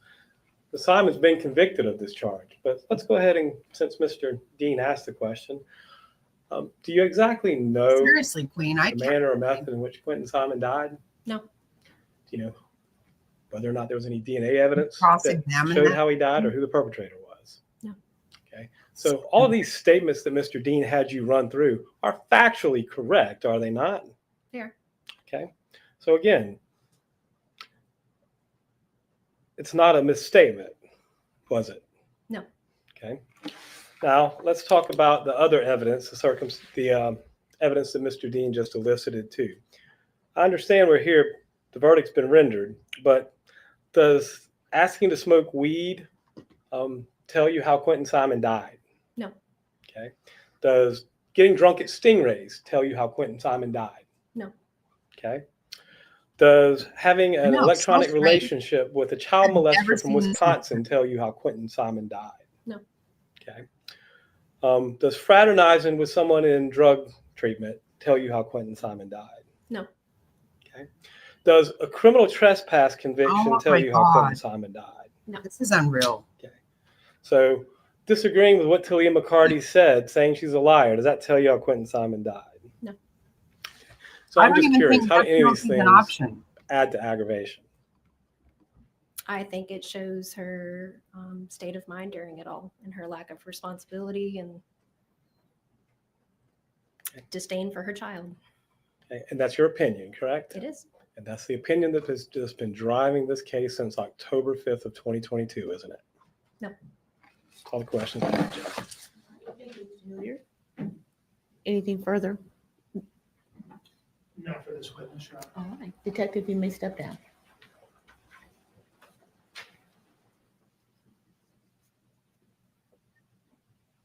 Right. It's not on the table. Mr. Dean, And, you may call your next witness.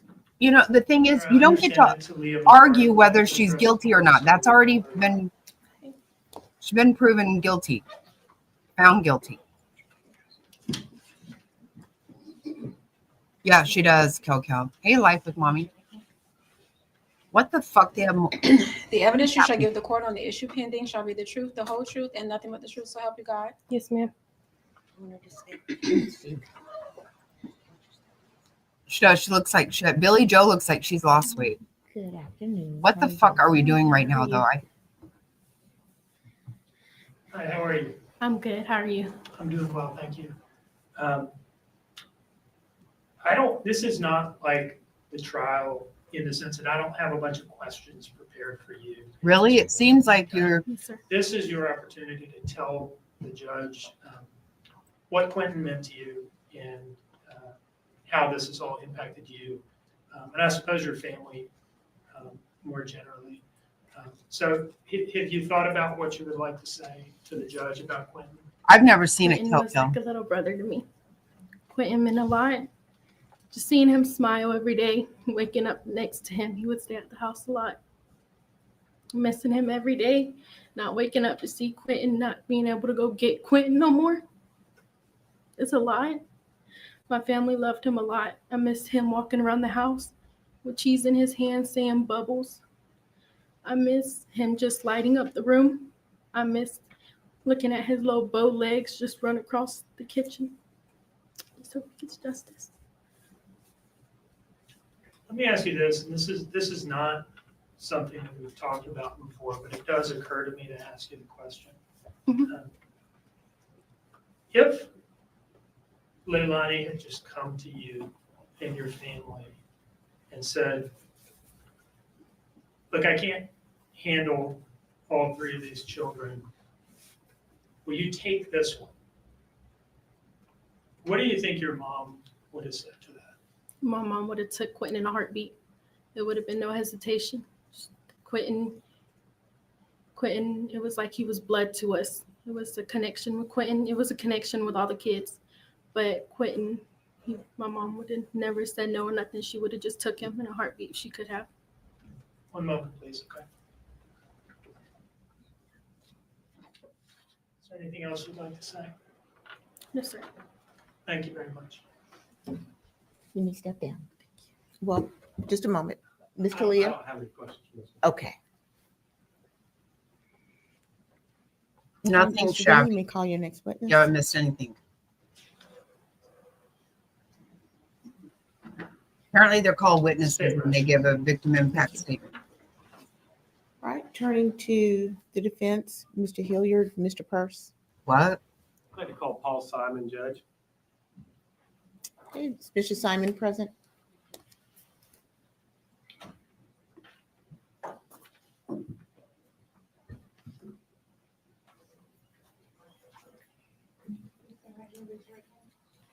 The evidence you shall give the court on Wow. the issue pending shall be the truth, the whole truth, and nothing but the truth, so help you God. So help me God.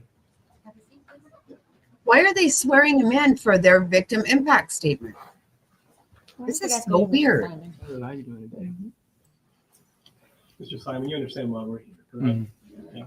And I've asked you to come forward and speak in mitigation about your sister Leilani, okay?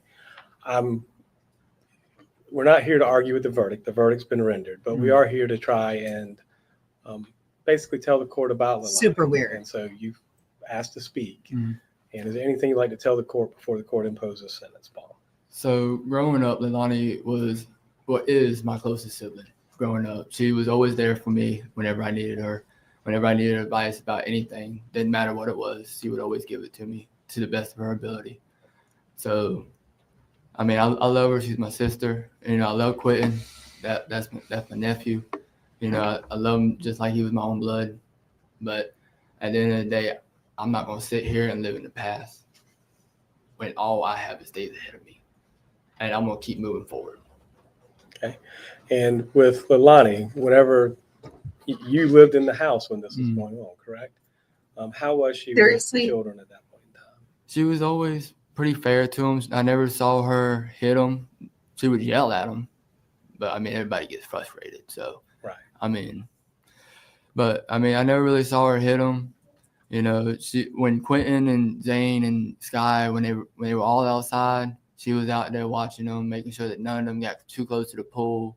None At of a that certain fucking point, matters when she put Zane him would in the finally fucking put his feet dumpster. into the pool without He is, throwing I a know, tantrum. Sicilian. I know, know? right? So What I the never saw fuck? no abuse. Never saw no bruises besides from, like, you know, maybe Quentin running through the house and falling. I mean, can't help that. What the fuck is going on right here? I mean, he can barely walk as it was.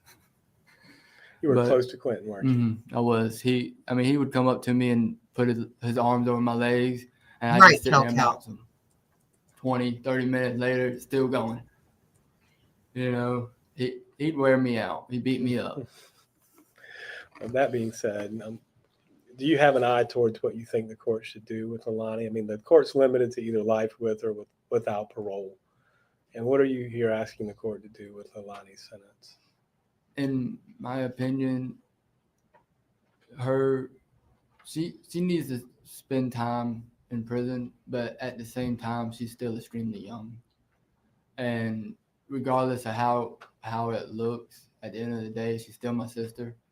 And I feel like even though she was convicted of what she was convicted of, she still deserves a chance, even if it's later in her life, to have an opportunity to live her life still.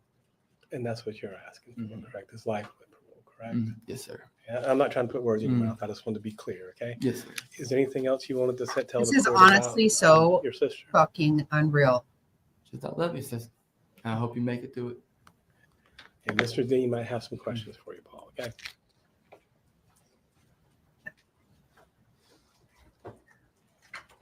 Right. No questions, Your Honor. All right, thank you. Mr. Simon, you may step down. Yeah, she's so young. Really? Quentin was really young too. How about that? He doesn't get to put on a cap and gown. Fuck.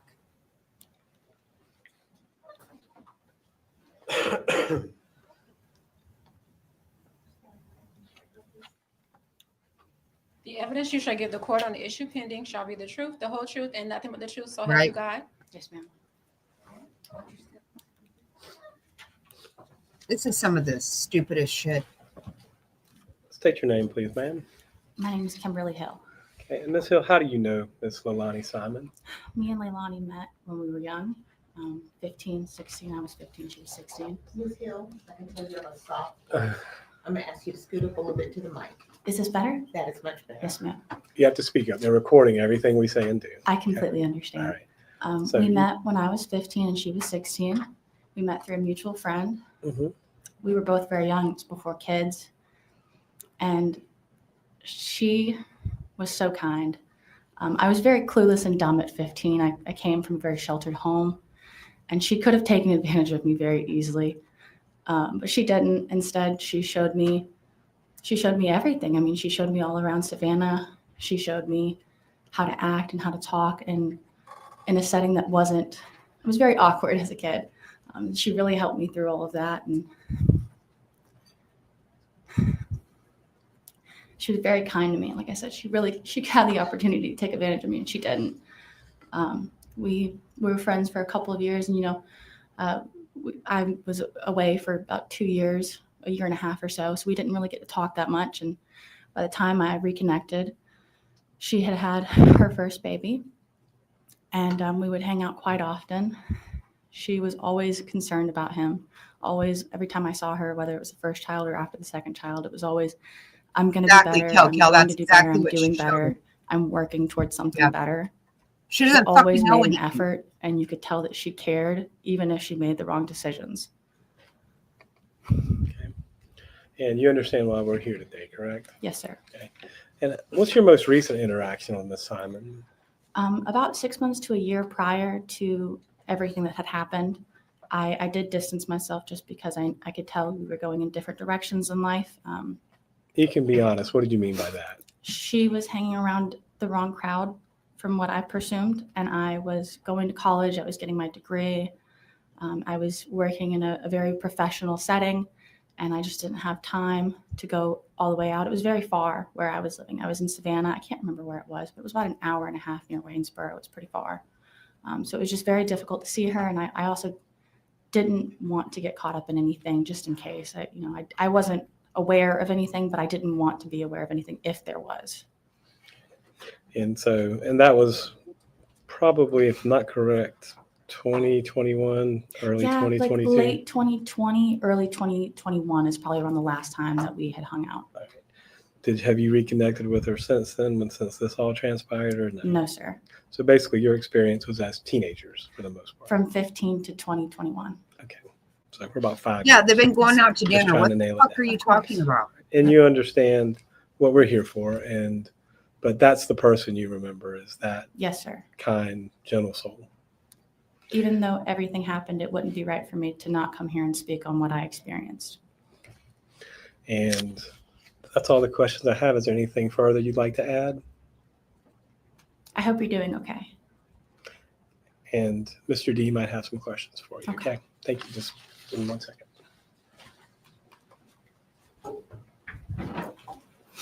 No questions, Your Honor. All right, Ms. Hill, you may step down. Thank you.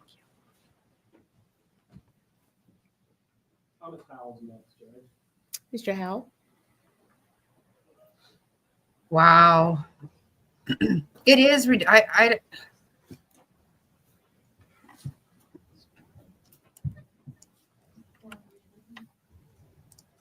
The evidence you shall give the court on the issue pending shall be the truth, the whole truth, and nothing but the truth, so help you God. Oh my God, what is going on?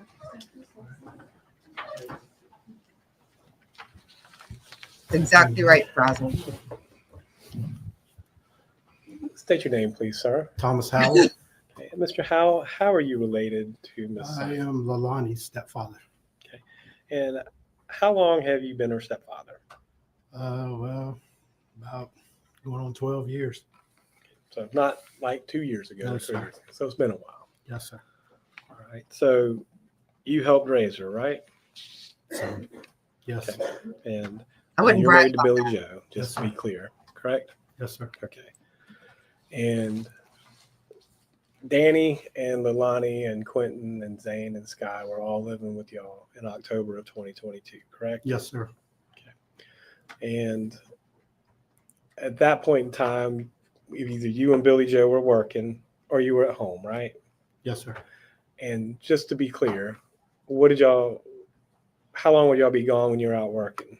Well, at that time, I was working in Anderson, South Carolina. And so some weekends I'd have to work weekends. So I just stayed there the whole week. The other weekends, when I did only work, we work usually our standard hours is 4 10s. So I'd come home on the weekends Totally. and then go back Monday morning. So it's normally like 4 on, 3 off. Yes, sir. Okay. And then that's what I was trying to get to. So you'd be gone for 4 days and back for 3 days. Yes, sir. Monday through Thursday. I'd come back Thursday night. Right. So, and you understand we're here for sentencing today, correct? Yes, sir. And you also understand the sentencing is limited. I mean, it's either going to be life with parole or life without parole, correct? Yes, sir. And I'm asking you to tell the court what you'd like to tell the court about Leilani in fashioning that sentence. Well, Leilani was very smart. In school, she could pretty much take a test and not study for it and pass it. I mean, that's how smart she was. And like I say, when you're not on drugs, you're a total different person. Exactly. And Leilani just got into drugs, and it just, I guess maybe you could say, made it somebody different. And pretty much all I'm asking is that she have a chance one day to come out in the world and I understand, but nobody knows what happened to that youngin'. Nothing's been proven what happened to him. And I just would ask for one day she'd be able to walk amongst us. I mean, I probably won't be here. I mean, I'm up in age, but that she'd at least be given one more chance in life instead of just putting her away and throwing away the key. Anything further you want to add, Mr. Howell? No, sir. Mr. Dean might have some questions. All right. Okay. Sir, I have no questions for you. All right. Mr. Ramsdale. Thank you. Next is Jackie Madden, Judge. Jackie Madden.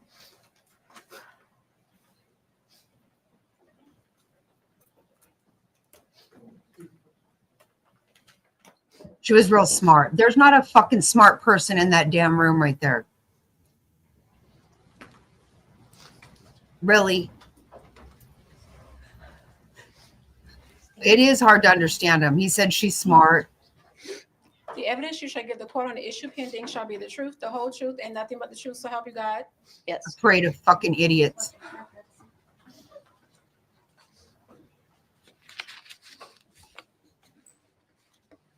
And Ms. Madden, once you have a seat, would you spell your name for the court reporter, please? Oh, yes, Jackie, Jackie, Madden, Madden. All right. Mr. Hilliard.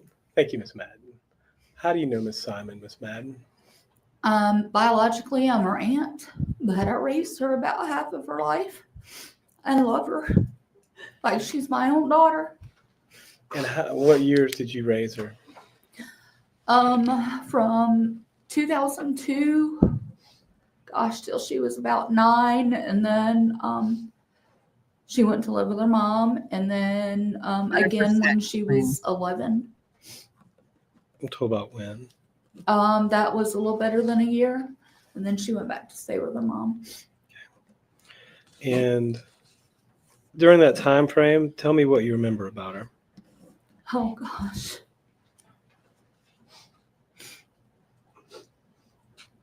Hey, I've written it all out. I don't know if it's appropriate to read it now or later. That's completely up to you. Whatever you got to say it now. This is the easiest. Obviously, I have a different relationship with Leilani. I know a different Leilani than what is depicted, than what is splattered all over everywhere. Fuck My off. husband and I raised Leilani for about half of her life. Her younger brother was with us the majority of his life. We are blessed to have her in our lives. Because she was in our lives full time, we were able to see a Leilani that has not been depicted over the last 2 years. Leilani was happy, full of life, still is. Unfortunately, she's not able to show it right now. She has the biggest, beautiful smile. She's beautiful inside and out. We watched her protect her younger brother. Gosh, she protected Paul like there's no tomorrow. She would protect him against others, whatever that took.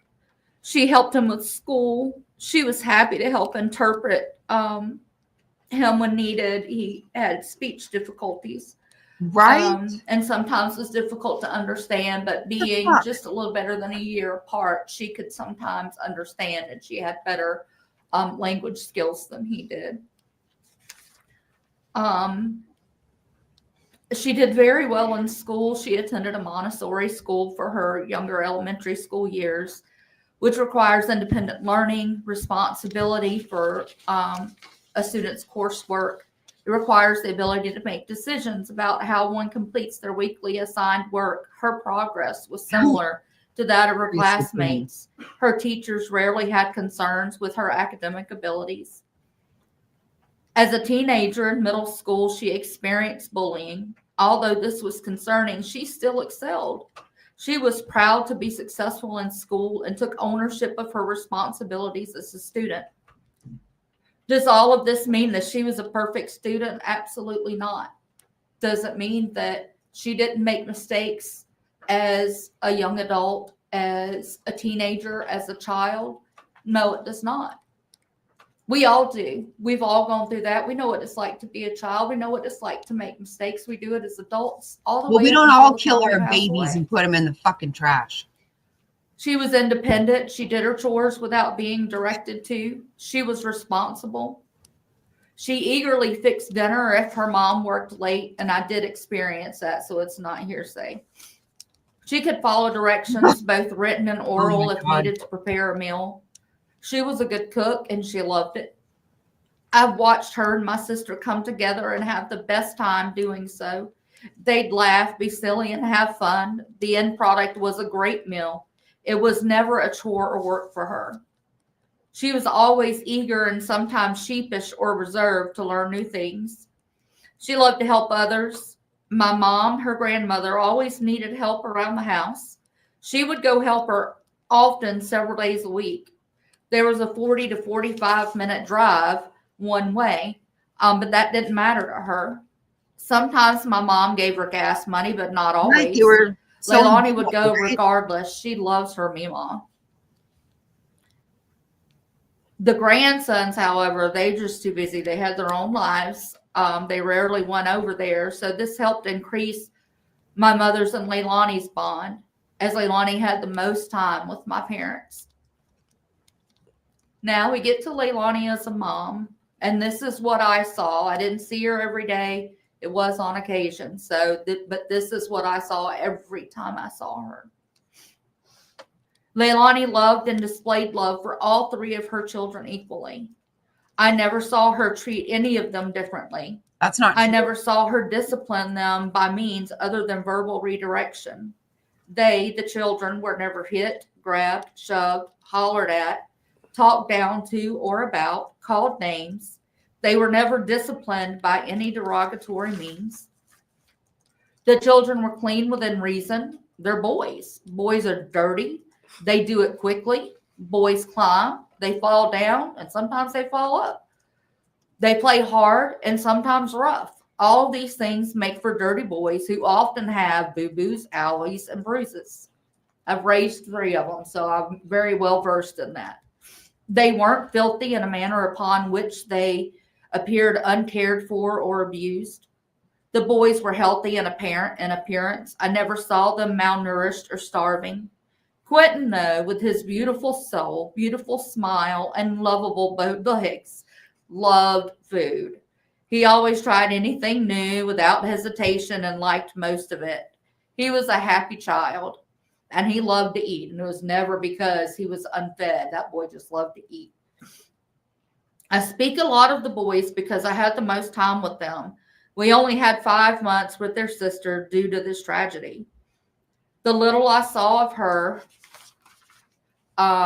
with her mom, she was completely in love with her. She was so proud to be her mom. She was proud of and loved all 3 of her children equally. She never treated any of them differently, even when they had extra challenges. The oldest definitely had extra challenges and could be a little difficult to take care of sometimes. Of course, she had experience with that too, because so does Paul. He was diagnosed with autism when he was a young child. So we had lots of challenges there. There's a lot of conversation in and out of the courts displaying Leilani as a monster who mistreated and neglected her children, especially Quentin. I never saw neglect, but she would pass off some of their care onto others from time to time. The children never resisted going to or with their mom. They None of loved this her matters when and she loved killed being them. with her. Okay? Regardless of what the media and testimony says, I have seen the children go into hysterics upon drop off at the babysitter's house. This happened the day after oh my God, Sky was born. We were instructed to take the kids over there. When we did, immediately I pulled up in the driveway and both children went to crying. No, no, no, they said. Are you no, and cried the entire time as I dropped them off. It broke my heart. Literally broke my heart that I had to leave them there knowing that this was not the place they wanted to be. And we don't have a long-term relationship with these children. They see them every day. We don't. We see them 3-4 times a year. I can't believe and that. that's it. But they didn't want to stay there. They wanted to go back home with us. The last time I saw Quentin,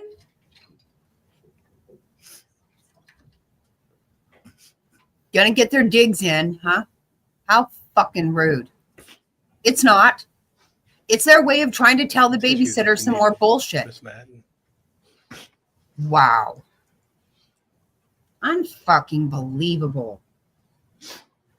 the last time was as Miss Carter's daughter. I don't remember which one it was when I dropped them off. She was taking Quentin into the house. He was the last one to go in, and he was just looking at me crying with his hands out, wanting not to go, to come back with us.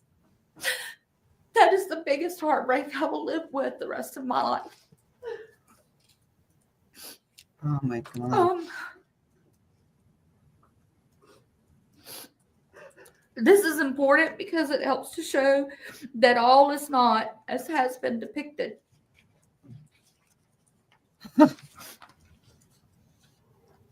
Exactly. All of this may seem that I'm biased or expressing or portraying Leilani as a completely different person than she is perceived to be. I'm not biased. I will tell you when you're doing wrong. Ask my sister. We have fought battle after battle after battle over the years over Leilani and Paul.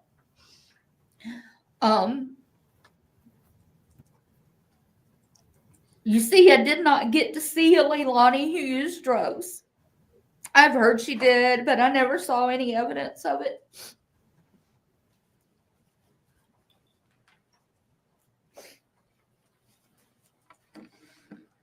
This is unreal.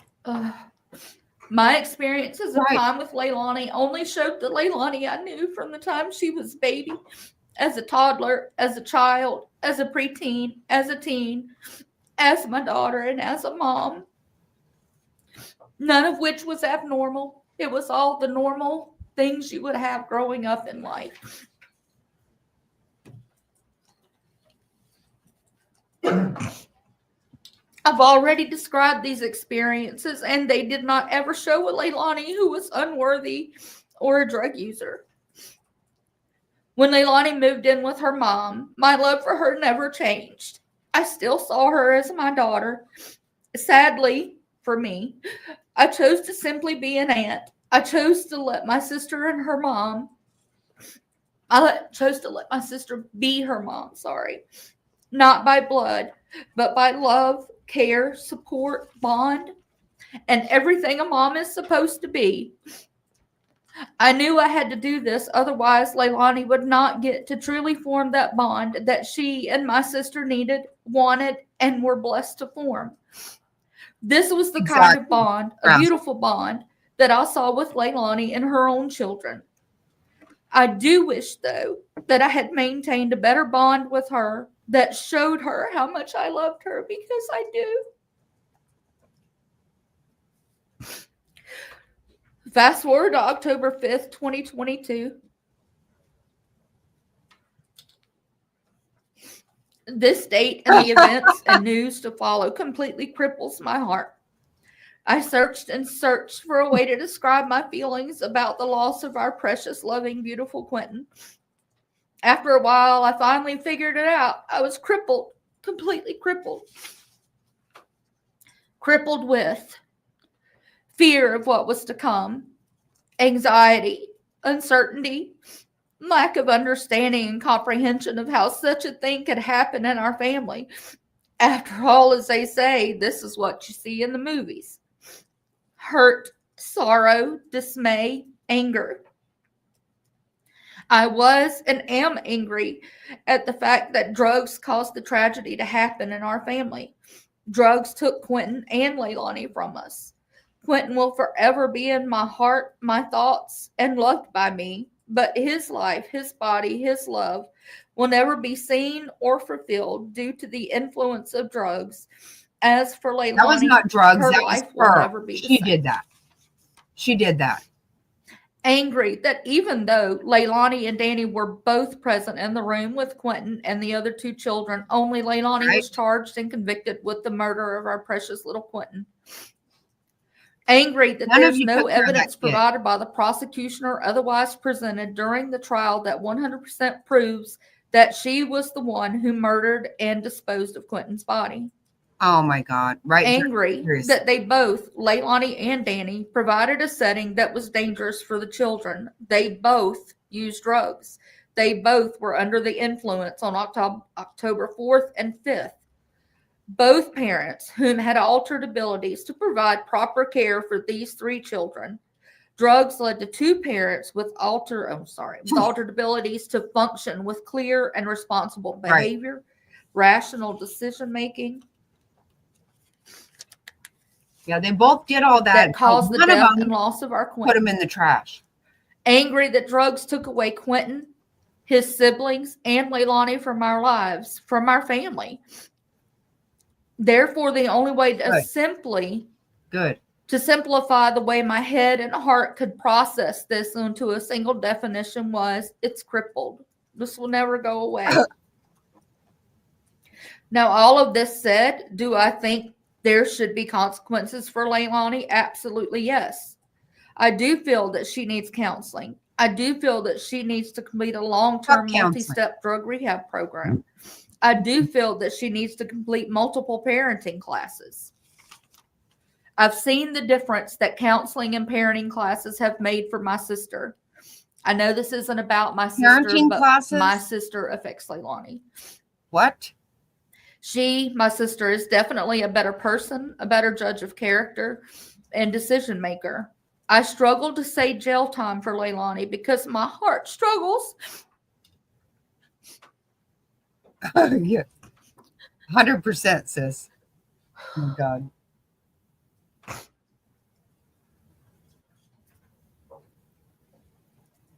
A parenting class. What the fuck are we doing right now? My heart struggles to accept this as reality for my child, my daughter, my niece, my nephew.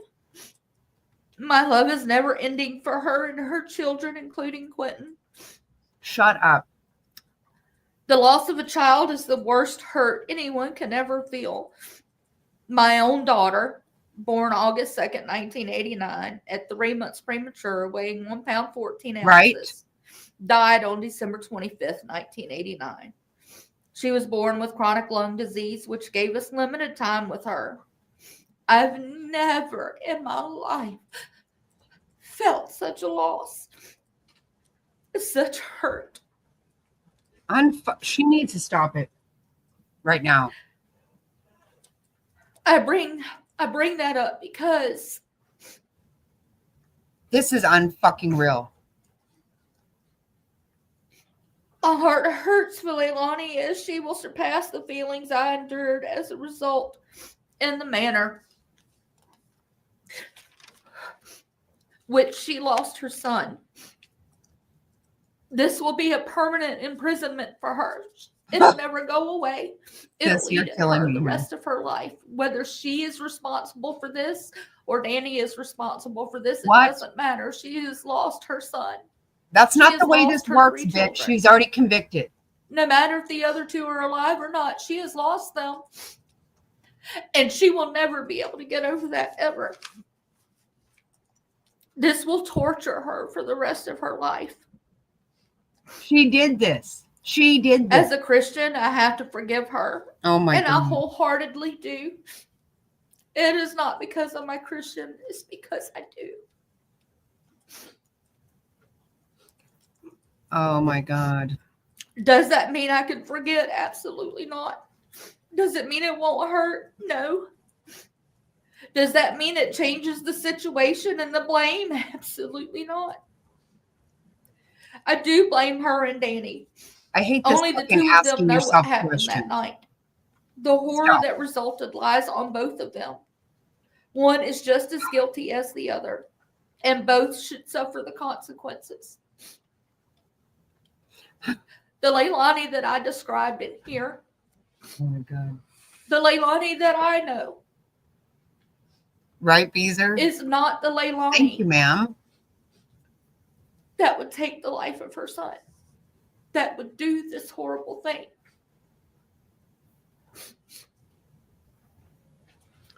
Miss Madden, just to perfect the record, you kept saying your sister. I want to be clear. You're talking about Miss Howe, correct? I am, yes. And You understand, the judge is bound by only 2 sentences, okay? It can only be life without parole or life with parole. Oh my God, this And needs to To stop. be clear on that as well, you're asking the court to impose a life with parole sentence, correct? Parole would be great, but it Cecilia, would also be good exactly. if these other things that I mentioned, the counseling, I know it's not required. I know, but I'm going to say it anyway. It would be great if these things could happen because that will help her. It will help to make her a better person.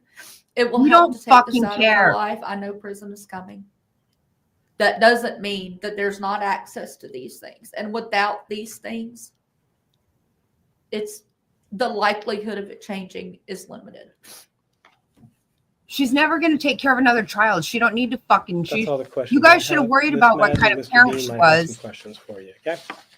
fucking before this.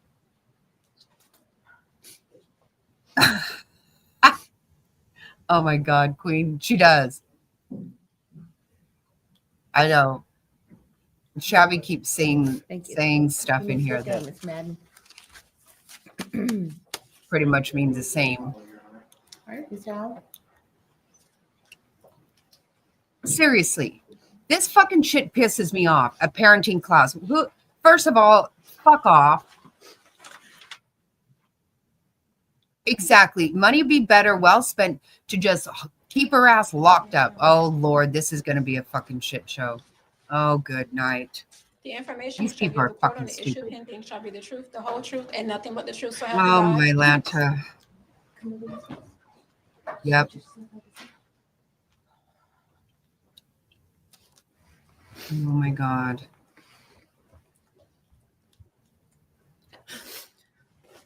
Right? If you would, ma'am, state your name and spell it for the court reporter. Billy Joe Howell. It's Billy, Billie, Joe, J-O, Howell, Howell. And you are Ms. Simon's mother, correct? Yes. And you understand what we're here for today, correct? Yes, sir, I do. And I've asked you to come forward and if you wanted to make a statement on Leilani's behalf, did I not? Yes, sir. Okay. And you understand the court is the only sentence in the state of Georgia on a murder conviction is either life with or life without parole. You understand that, correct? Yes, sir. Okay, but you still have a I hope you're chance to feeling address better. the court and say what's on your mind. Would you like to do that? Yes, sir. Okay. And you can either speak naturally or I can ask you questions or you can read from a prepared statement if you'd like to, Ms. Howell. Which do you prefer? Not trying to put you on the spot, but you were unsure before. I am still unsure. Okay. I know drugs has taken and had a huge impact on our entire lives. Even as Leilani's childhood, I failed her as a mom. You did, actually. Oh, I good. allowed addiction to take over my life at a young age. And you and your brother were just babies. And you lived with my sister. And I made sure you were okay. And through those times, it was still really hard on you because you wanted your mom. Just like I know they're going to want their mom.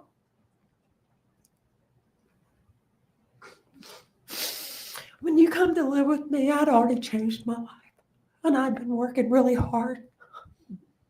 But I had changed my addiction from drugs to work. And I still neglected your needs, your emotional needs. I still wasn't there for you to be your mom.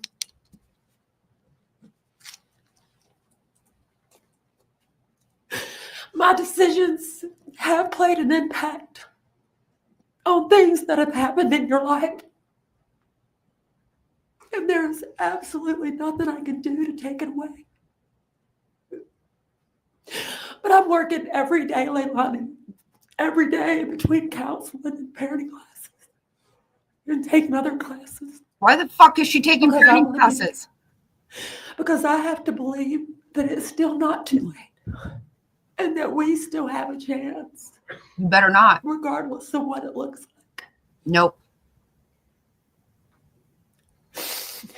Quentin and the other children changed my life even more. And I was so afraid for you that I never let you fail. Always just keep right They are, in. Jerry, they are. Which wasn't good for you.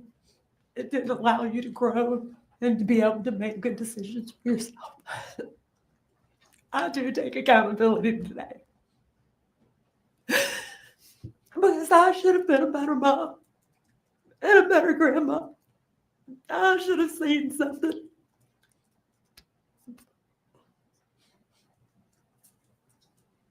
Right, Top Hat? She's under oath. You deserved better. And so do your children. All three of them. We might not be able to bring Quentin back, but he needs to come home. And we're all going to hold him one last time. Stop. I just want to make it better, Leilani, and I don't know how. All I can do is be here for you and answer every phone call. Talk to you and be there. Listen, really listen. I'm really listening. I love you, and we're going to get through it because I raised you to know that I love you unconditionally. So this And is a today I do not conversation put they're having? conditions What on is that. happening? Because I love you. I love you. I love you, Leilani. Let me ask some questions. Did you ever see, we heard a lot of this during the trial. Was there ever any of this favoritism towards Zane or Sky, or Quentin was the outcast? No, sir. Never. Okay. And did Are you you ever fucking see kidding? Leilani maltreat or withhold food from Quentin? Never. And you understand the sentence is what Yes, can be sir. life without or life with. And do you think that Leilani is so far gone she should get a life without parole sentence? No, I don't. Because I wasn't so far gone. I'm not. And I refuse to let somebody make me believe that I am. I may be too late for a lot of things, but I'm here today. You raised two killers and did not protect your grandson. So you're asking the court to impose a life with parole sentence, correct? Yes. Anything else you want to say before Mr. Dean asks you some questions? No, sir. That's all the questions I got, Judge. Thank you, Mr. Hilliard.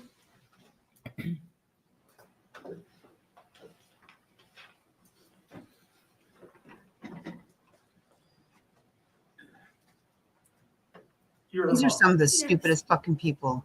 Since day one, you have, and I mean day one of the investigation, when Quentin being reported missing, Yes. you have been there for her. Yes. You were out of town when it happened, but you came back quickly. Yes. You have talked to her a lot, right? Yes. But before she was ever arrested, Exactly. and since she's been jailed, right? Yes. Is she, you understand the jury has now convicted her of murdering Quentin with intent to kill him. Do you understand that? Yes, I do. 12 neutral, unbiased citizens taking a cold look at the evidence have said that is what happened here, beyond a reasonable doubt. You get that, right? Yes, sir.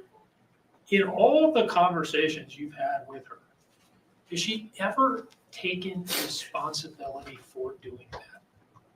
No, she hasn't. But she has taken responsibility for her drug use. I know that you've taught her to take responsibility for her actions, because when she says in the news interview, if it comes out that I'm responsible, I'll take responsibility. And she said that separately another time to the police.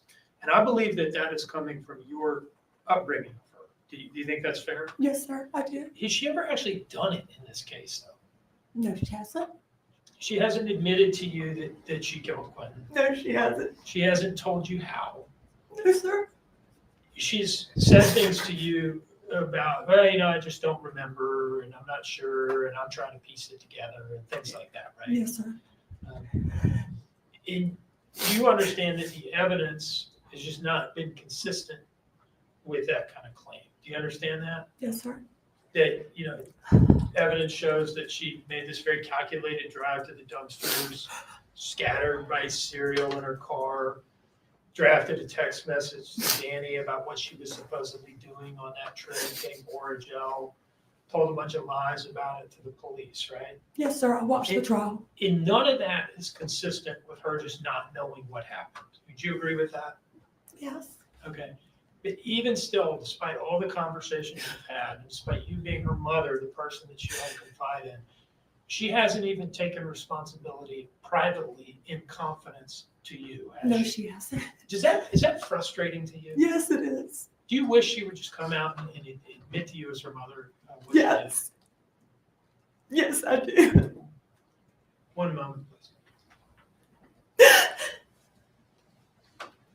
I have no further questions, Your Honor. Thank you, Mr. Dean. Wow. So I'm a little confused, Ms. Howell, because being convicted of something doesn't necessarily mean you did it, does it? No, Okay. it doesn't. So if you're convicted of something you didn't do and you don't admit to it, it doesn't mean you did it. I mean, just because you're convicted of it. That's correct. Any questions? So being convicted of something is not the same thing as admitting something you actually I did. can't now, believe is this shit. Yes, sir. it? Okay. So you can be convicted of something you didn't do, right? Yes, sir. You can be acquitted of something you did do, right? Yes, sir. And there's all manner of things in between, right? Yes, sir. That's all the questions I got. Oh my God. Anything further, Mr. Dean? No, Your Honor. You're talking to the judge, okay? The judge has got to be as irritated as everyone fucking else is.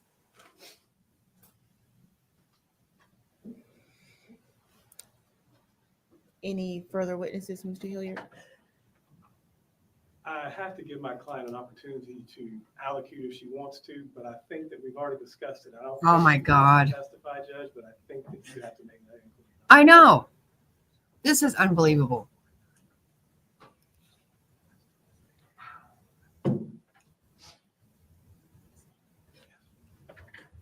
Ms. Simon. Ms. Wow. Simon, we've come to the place where you have the opportunity to testify if you choose to do so. Do you understand that? Yes, ma'am. You still have the right to testify, and you also have the right not to testify. Do you understand that? Yes, ma'am. No one can make you testify. And whether or not you testify or make a statement is solely your choice, not your attorney's choice, but your choice. Hey, Panda Berry. Do you also understand that if you choose to testify and you take the stand, then the state will have an opportunity to ask you questions as well? Yes. And you understand that we are at the point where there's evidence in aggravation and mitigation, and all of this I will consider in determining the sentence today. Do you understand that as well? Yes, ma'am. Ms. Simon, do you wish to testify? No, ma'am. Thank you. You have a seat. And just for the record, we've discussed it, Judge. Oh my God. Several times. And I know, any right? questions she knows she can ask me again at this point. But other than that, we're ready to move into just argument phase. Leave it to. Let's move into argument then. Mr. Dean? Your Honor, I will reserve. If I can approach, Judge. You certainly may. One ministerial thing. Early in this case, before I got it, the public defender's office had filed a motion to preserve notes, evidence, and things as such. For the last 2 years, we've tried to figure out why they couldn't release Quentin's remains. It seems that motion is the Wow. holdup. I spoke with Mr. Dean last week. I spoke with Ms. Simon. At this point in time, we withdraw that motion from here on out to preserve. That way the remains can go ahead and be released back to the family for appropriate burial. And whatever orders need to be put on to do that, I will get with Mr. Dean and I will do that. Before Mr. Hilliard gets into the substance of his argument, may I respond and we can kind of bring this issue to a conclusion? Yes. That'd be okay. Yeah, that's fine. Just to clarify, This was during the period of time that the defendant was represented by previous counsel. It was Robert Attridge, Joseph Vinieri, and maybe Caitlin Walker. I believe it was Mr. Vinieri sending me an email asking me to ensure that Quentin's remains, which by that time had come down from the FBI lab in Quantico to the GBI lab in Pooler, I think.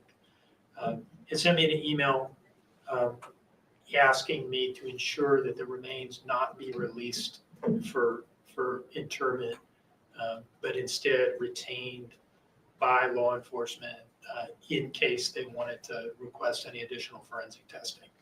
I got that email and communicated it to law enforcement and asked that they honor that, which they have. And that is, Mr. Hilliard's right. That email is why Quentin's remains have not been released to any family members for burial. Right, Clark Kent. In advance of today's hearing, after the most recent of a number of requests to the family from the family that we address this issue, I sent Mr. Hilliard and Mr. Purse an email asking whether Ms. Simon would lift what essentially functions as like a hold on Quentin's remains on the record, so that we can safely release Quentin's remains to the family for burial or cremation or whatever it is that they ultimately decide to do. Because I very much respect the request and agree that it's probably something that ought to happen. We could agree to that without being accused of spoliation or something like that later on down the line. So I'm happy to hear that they're willing to do that. If I would ask that the court inquire of Ms. Simon personally about that and confirm that she's okay with that, so that everybody can then move forward. And I was going to get to that next, Judge. I've had the discussion with her about spoliation. These are and some to preserve fucking the record slow ass for you. adults over here. We had that discussion, Son and I'll of a let her bitch. answer for herself in a second. But we understand it could affect the appeal going forward, but she felt that it was more important for the family to be able to bury Quentin than to preserve any possible testing for future references. And I told her both the positives and the negatives of it. Is that correct, Leilani? Yes, sir. Okay, and I'll let the court engage in a colloquy about that.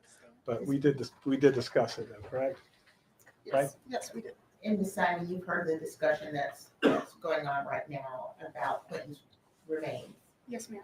I agree, Top Hat. There was a hold placed on the release of the remains in case there was any further testing that needed to be done.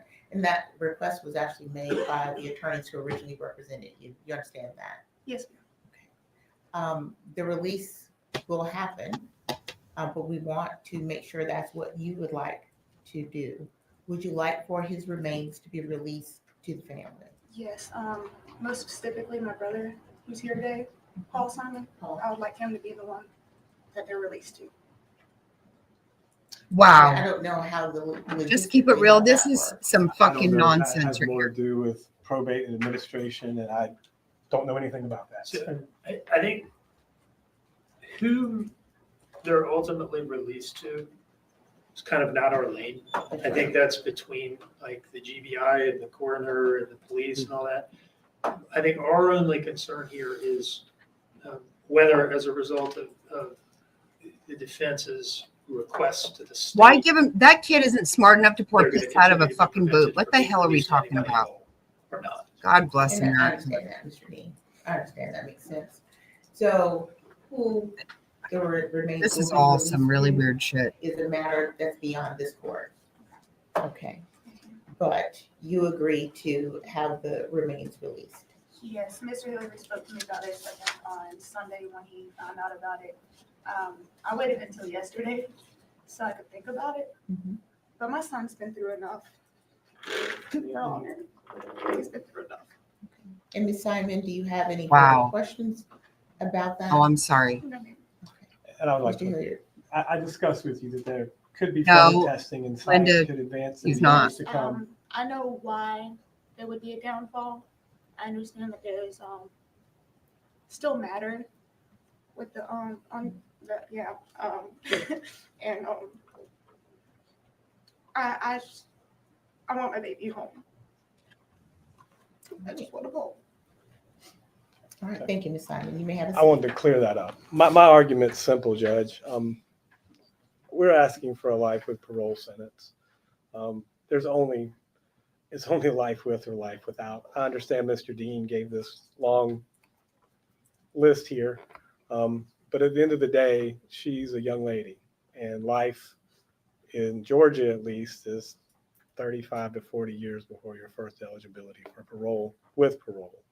That puts her in her late 60s, early 70s, mid 60s to late 60s to early 70s. We understand that we're talking about the death of a 20-month-old child, but Your Honor sat through the trial, and we don't know the manner or method in which it occurred. We still don't, and that's an issue for an appeal, which will go up.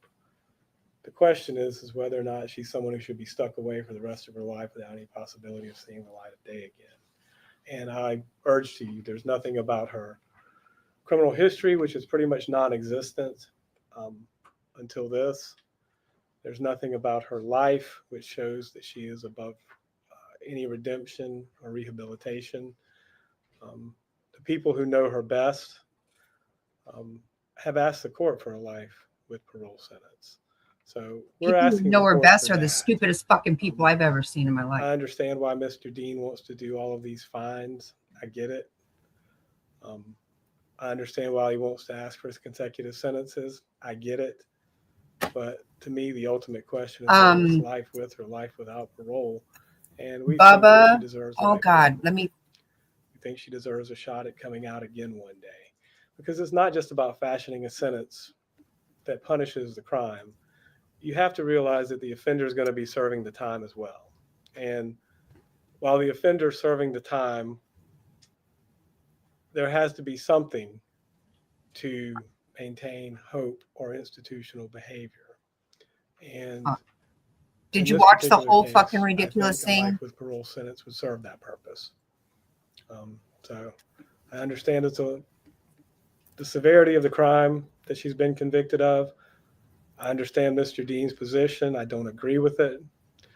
I don't think there's anything about this case necessarily that means that she's unredeemable or should never see the light of day again. So we're asking the court to give life with parole. We're asking the court to merge the false statements and the concealing of death. We're asking the court to not impose a fine as a life with parole sentence is what it means, life with parole. So there's no manner or method or ability to pay a fine. And I understand the reason why Mr. Dean wants to do that, but I just don't see that there's any ability to pay. So that's what we're asking, and we're leaving it with the court. Thank you, Your Honor. Thank you, Mr. Hilliard. Mr. Dean.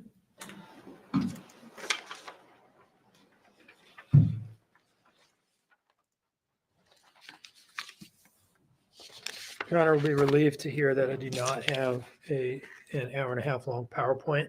To Henry present to the Moss court, but I do want to talk for a couple minutes. is his name. Henry. Let's start with the big Moss. picture of what the evidence shows, but Hey, through Miranda. the trial and then the evidence that we've added today. Just, a few simple bullet points here. The defendant didn't like Quentin. There's credible evidence of that. Jury evidently found it credible. Had some witnesses come in and dispute that today, but I would submit that they are not the most objective sources of information on that. Oh my God.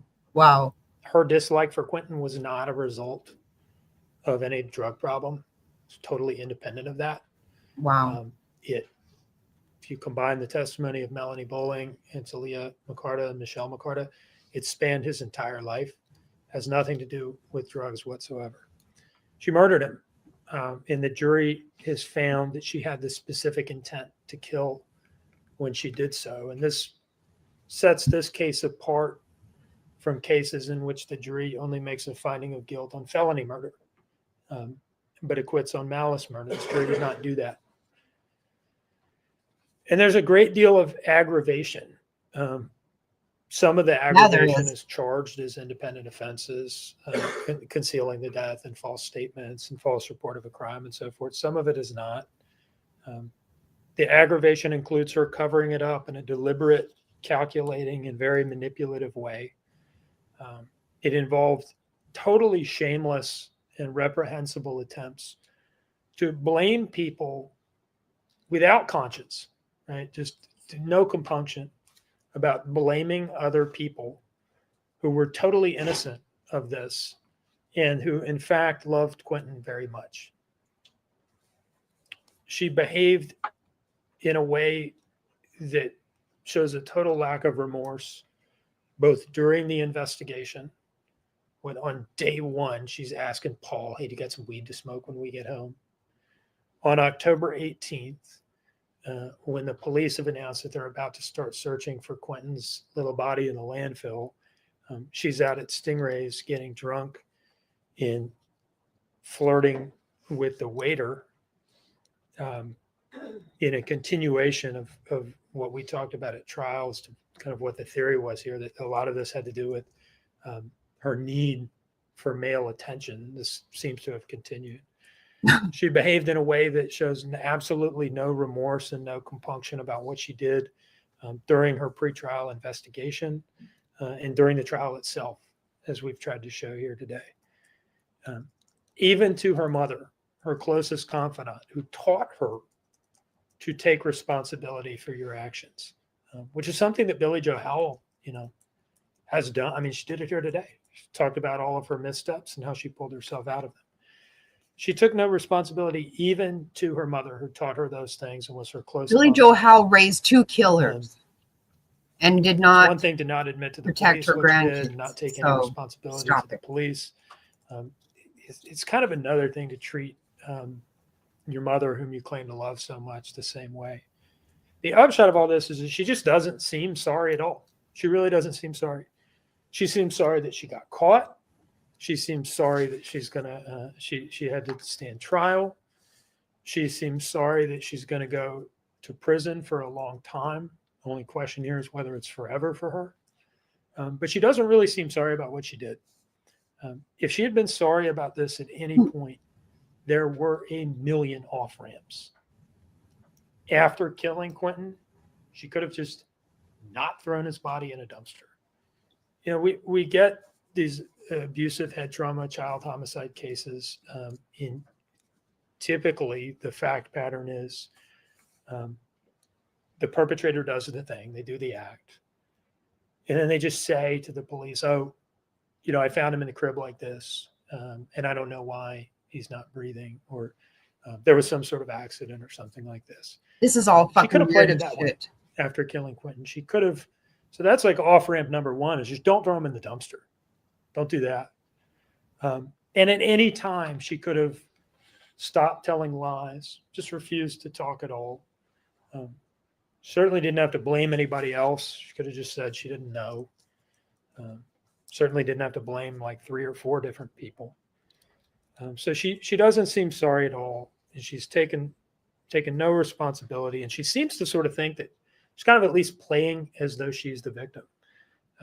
I would ask the court to look at this letter to WTOC and really read it, in which she's playing the role of like a detached commentator evaluating the evidence. And she'd sure love to know what happens. But, the problem is she just keeps running into these gaps in the evidence. Yeah. That's really frustrating to her because she wants to know what happened. And it's just so infuriating and bizarre because, obviously she knows what happened. Yeah, Dolly's back there with the glasses up on his. It is bizarre. It is infuriating, and it is quite frankly insulting to everyone's intelligence, and really makes a mockery of the process. There's been this effort to blame it on drugs and mental health issues. Mr. Hilliard is too smart and savvy and experienced to try to do that directly, because I think he knows that's, you don't come in and say, "Judge, it was the drugs." But some of the witnesses maybe don't have that level of experience and were willing to just say it was the drugs. The drugs did it. To medicalize it, to kind of shift responsibility from her onto her conditions or these substances. Lots of people have tough. No, she's not. Lots of people take drugs, but very few of them kill their own child. Right. We're This isn't familiar drugs. with words like homicide, killing somebody else, suicide, Oh, killing yourself, Pete. fratricide, killing your brother, or biological, or your brother in arms. Even infanticide. There's a word for this that the court may or may not know, filicide, killing your own child who's not an infant. A lot of people don't know that word. And the reason a lot of people don't know that word is it just doesn't happen often. Right, It top hats. is a heinous thing to do.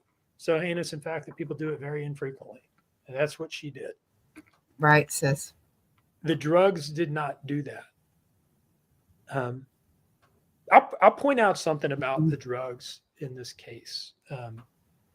It's easy for people to get up there and kind of say without really examining like how this would work or how what this really means is, oh, you know, the drugs caused her to do it. Let's look at the substances that she was on that night: cocaine, Percocet, marijuana. None of these substances are the kind of substances that are going to induce like a psychosis and essentially turn you into a different person or make you do something that you have no control over. You hear about that sort of thing, I guess, like bath salts and things like that. But that is just that's not what she was on. It wasn't anything like that. And it's a total red herring to say that the drugs did it. What she did to him was something that was inside of her already. It was inside of her already. Maybe the drugs lowered her inhibitions.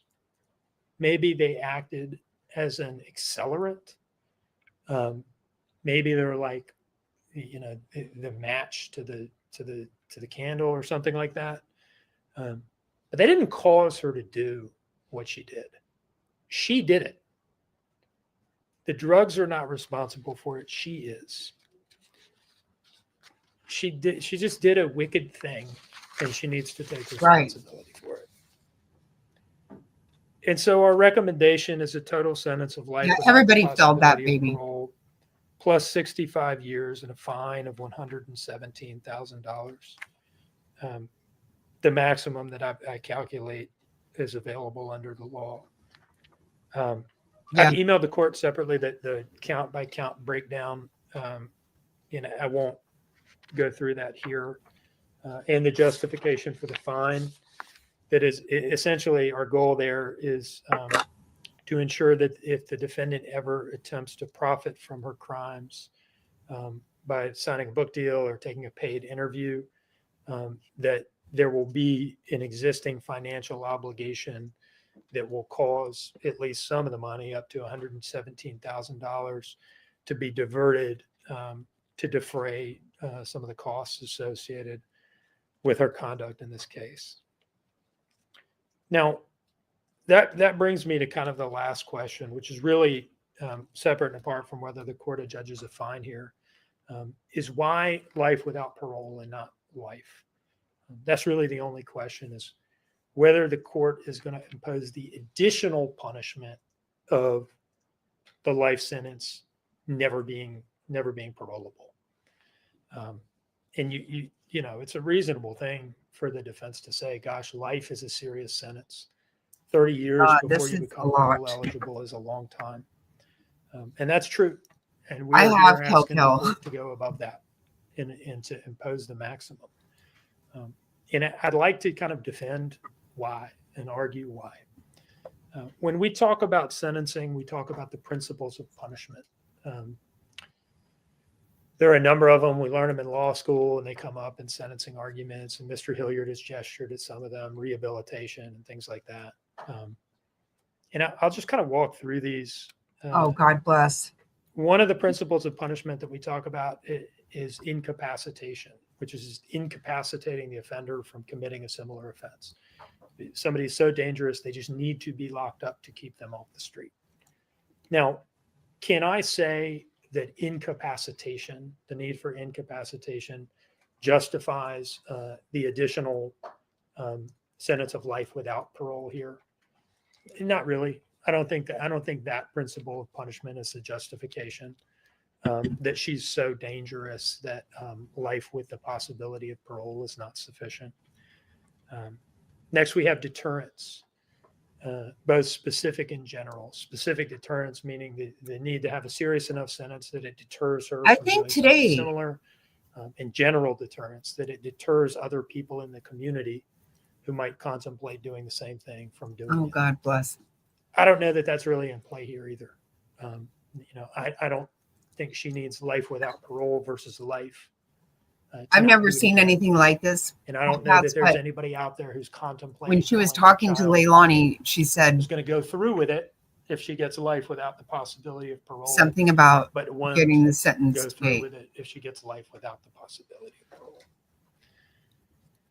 And then we have rehabilitation, the need for rehabilitation. I cannot say that there's no chance she could be rehabilitated, that she's totally beyond rehabilitation. I think the court could reasonably find that. I think there's a lot of evidence here that she is incorrigible. But I can't say for sure that after 30 years. Of course you can't. Nobody so can. beyond the hope of I don't think that's the point. That she has to stay in on that basis, that she just can't be rehabilitated. They tell you this And shit. so where we end up is at the last principle of punishment that I know of, and that is retribution. Punishment because you deserve it. Mhm. That's Harsh it right there. punishment Right because there. you deserve it by virtue of what you did and how you acted. Not dressed up as being, towards rehabilitation or towards deterrence, but just punishment as a matter of moral desert. This sometimes gets a bad rap. I've heard it described as the least morally defensible principle of punishment. That somehow punishment dressed up as being for rehabilitation or being for deterrence is somehow morally acceptable. That punishment simply because you deserve it, because of what you did. But I don't think that's right. I don't think that's right. For one, it is the principle of punishment that, to the state's view, most lines up with the average person's intuition about what punishment is for and their concept of justice. It is actually okay and right and good to punish people harshly simply because they deserve it and not justify it further. You have to get really educated to learn that universal moral intuition is actually a bad thing or somehow wrong. Now, we sometimes kind of accept that what people say about retributive punishment is true, that it is less defensible than the other. The judge already knows what she's going to do. But All there's not a this consensus. fucking That is actually not the consensus view. There are a lot of very smart academics and legal philosophers who continue to defend and make the case for retribution. There's an article by a legal academic, Dan Markle. Well, none of those smart people are in there today. Coincidentally and tragically, he was actually murdered himself. But he wrote on retributive punishment. In a 2011 article that I found, he talks about how it has both a communicative function and an expressive function.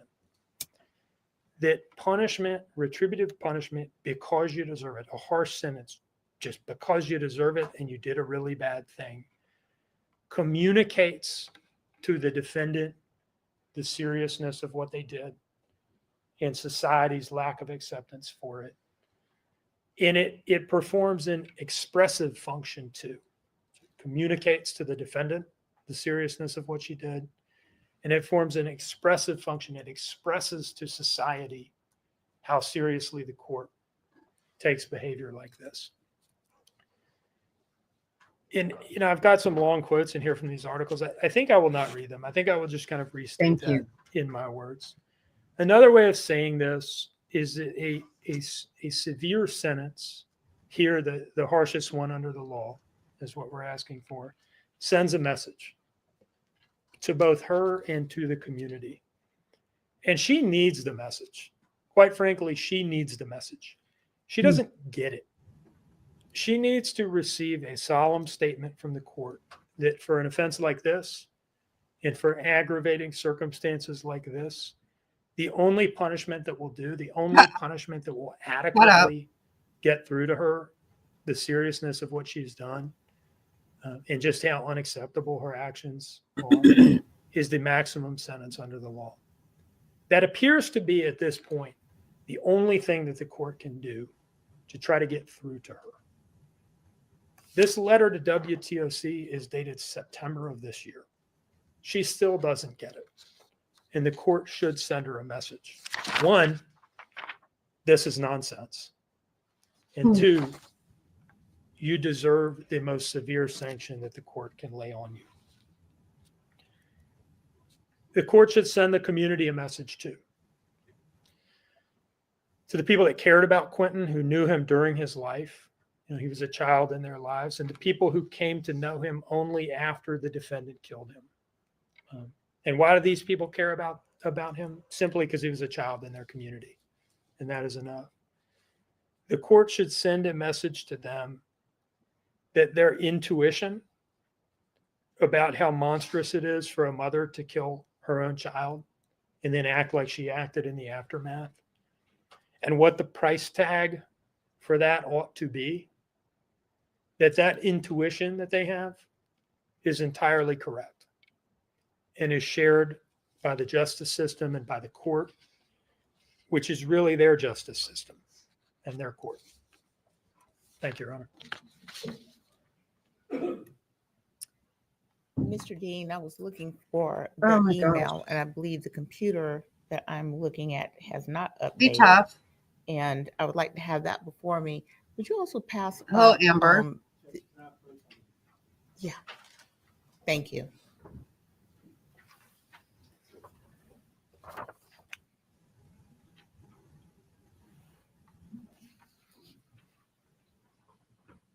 He was so sweet. Oh my God.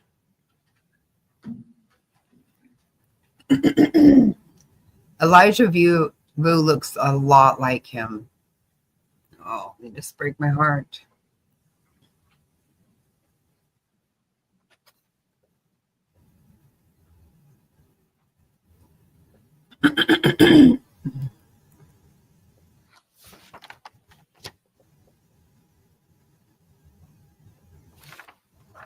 He is picking at something, huh? Wow, that's nasty.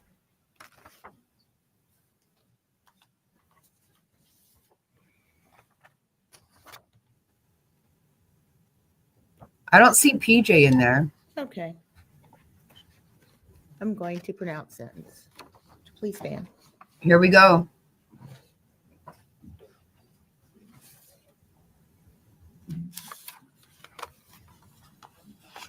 Thank you, Jerry. You're right.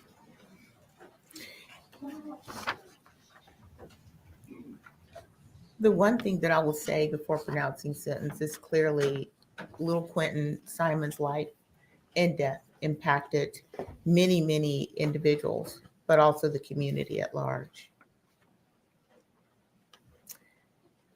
Leilani Marie Simon, the court sentences you as follows.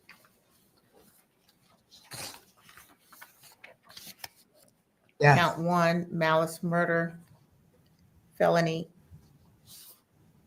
life with the possibility of parole. Count 2, felony murder, vacated by operation of law. Count 3, felony murder is vacated by operation of law. Count 4, concealing the death of another, 10 years consecutive to count 1.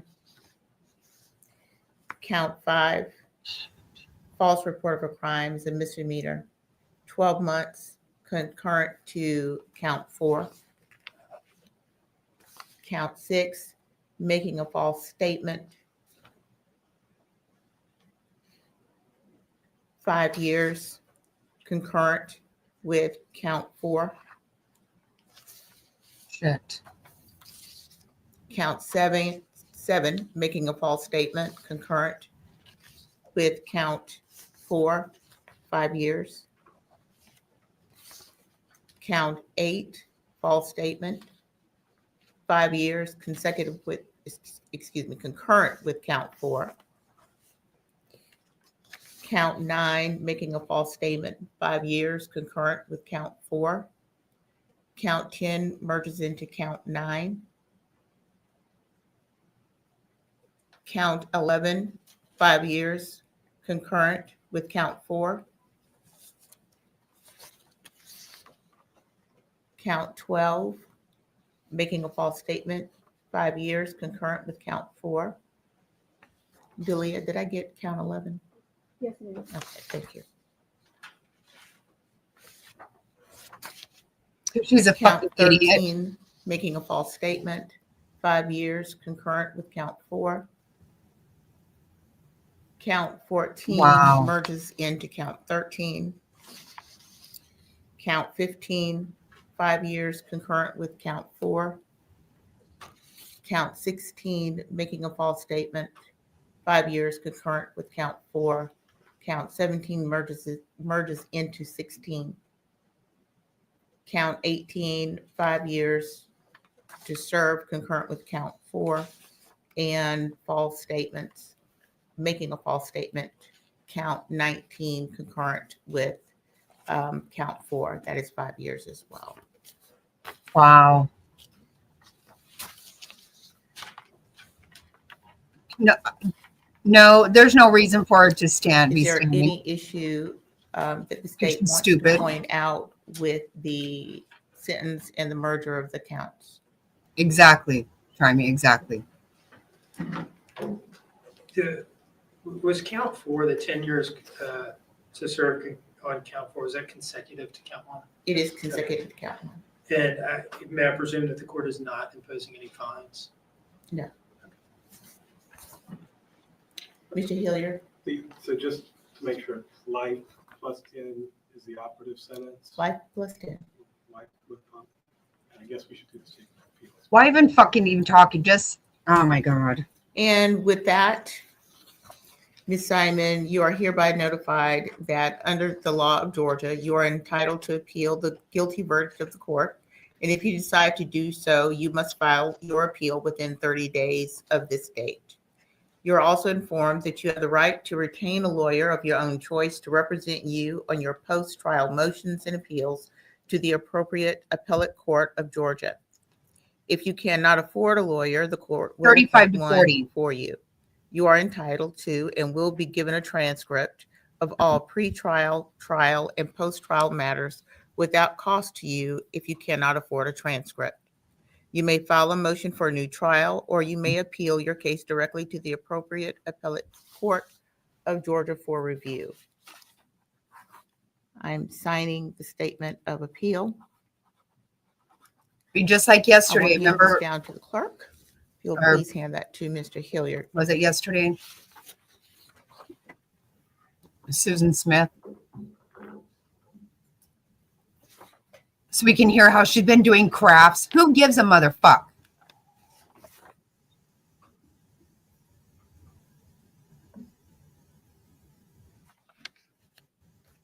Well, Susan Smith has made it. I don't know.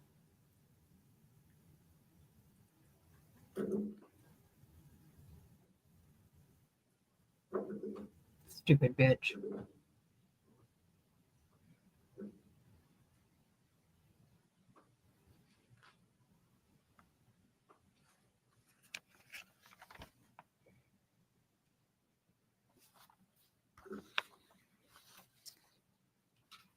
With the assistance of counsel, Ms. Simon has acknowledged in writing her statement of appeal rights. And the habeas statement is as follows. You are advised that the statute of limitations for habeas corpus in this state is 4 years in the case of felonies and 1 year in the case of misdemeanors. The statute begins to run from the date the conviction becomes Well, final. I don't know. I mean, it sounds like they fucking celebrate shit over there in this jail. May there be peace somehow. Nothing Right. further from the defense, Judge. Thank you very much. Anything further? She can take her, parenting Nothing classes. from the state, nothing from the defense. No, All Your Honor. right. This concludes this matter. We are adjourned.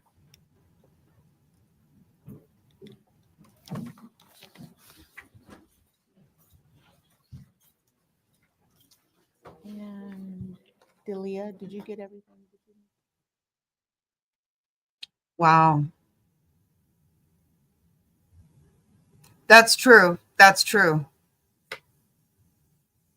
Yeah. That doesn't mean she'll get parole. You're right.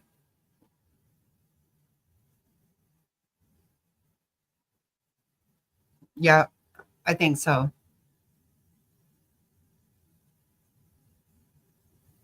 I mean, but look at some of the bullshit that goes on. I mean, think about it.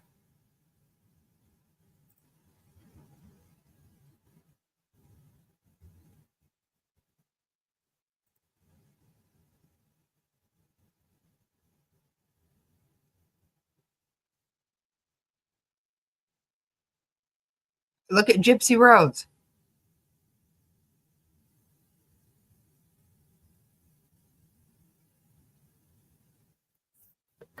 Yeah, there's a very good chance she won't receive parole. Hey, Debbie.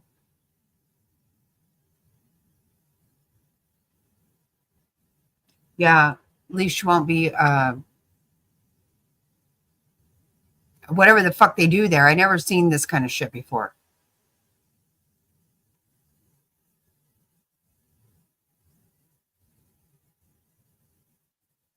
But this is a kind of crap. I really can't even stand a lot of this parole shit. I mean, seriously.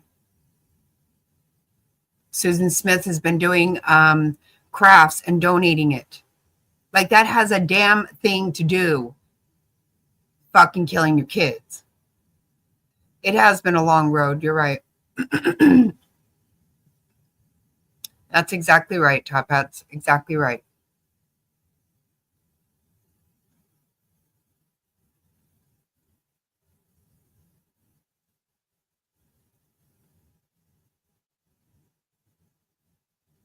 She won't try to kill herself. Those people that they don't do that. They don't do shit like that. She won't kill herself. She wants to get counseling and learn how to be a parent. What? These are stupid fucking people right here.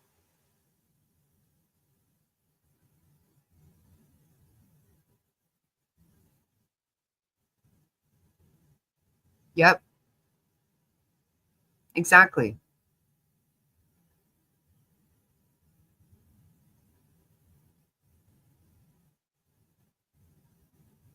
Yeah, this actually is what happens all the time. Like I said, Gypsy Rose, 10 years for killing her mom. I mean,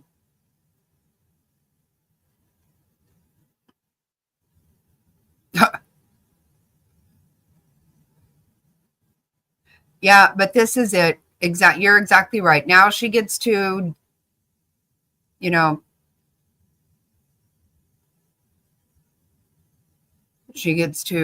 work this out with God. That's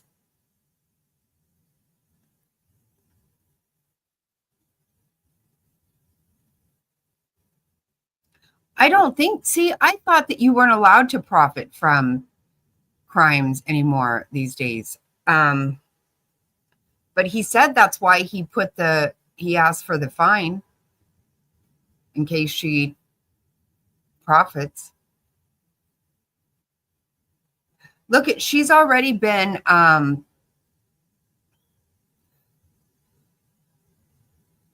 she's already been talking to men. This is so weird to me. I don't know. Just like Susan Smith, she's on like dating sites. How is that a thing? So weird to me. Your fucking life is over. You killed your child. Get the fuck out of here and shut up.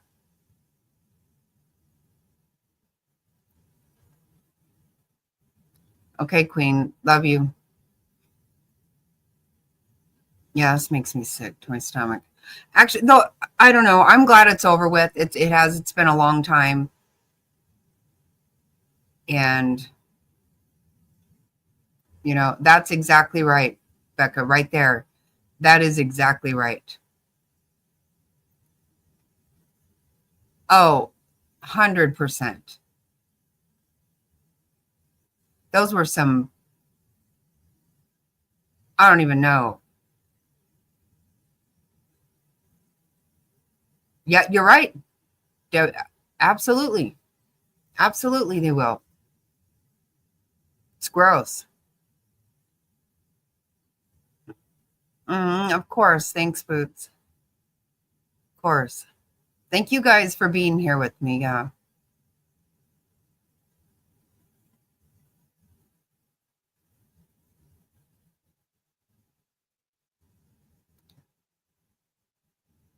To do what? I don't understand.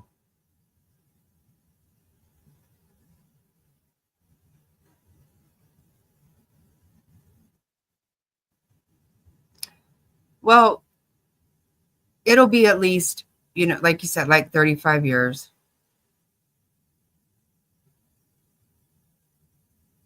Okay, Frazzle. Love you.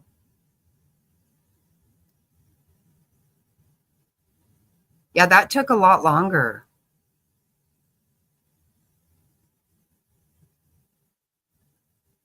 Yep. Exactly. And I'm glad that we found out that they don't have those kids, because somebody had said something. Somebody sent me something or whatever, not sure what, that indicated maybe they had them, but they don't. I don't think they're going to. That is kind of crazy that his dad didn't show up at all.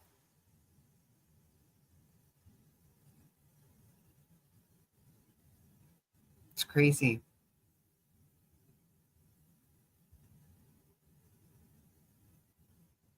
Poor baby Quentin. Those were some stupid fucking people, though. Yes, they did. Yeah, she got to decide they can be released to her brother Paul, that real smart one that was in there. Weird. It's okay. He's with God. Absolutely. She always has. During the trial, the only time she showed emotion was during the verdict. Yeah. She laughed and ate a bunch of garbage and shit like that through the whole trial. Acted like an idiot. So weird how her family just wanted to get up there and talk to her like that. Yeah. Yeah, they did say they could do that.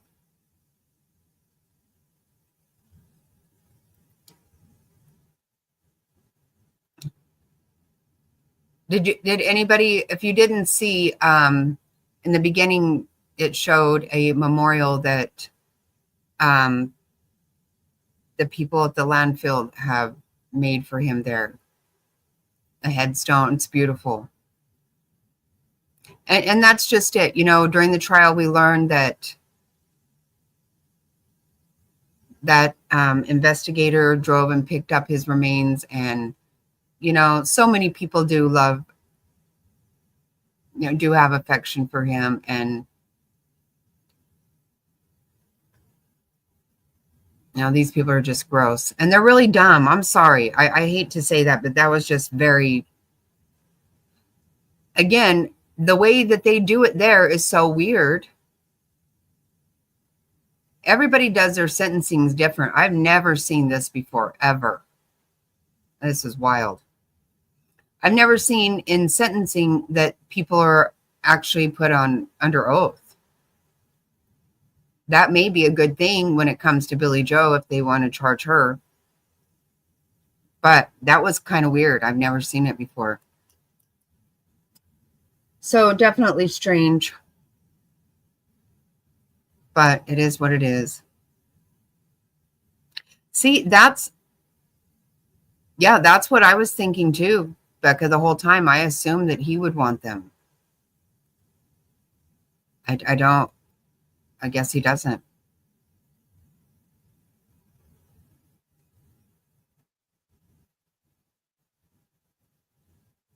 because Billy Joe's been bitching about it for the last 2 years. And I figured they would go to Bubba. I guess not. That was really crazy, though. His mom and dad and Quentin all died like in the same month for sure, if not closer.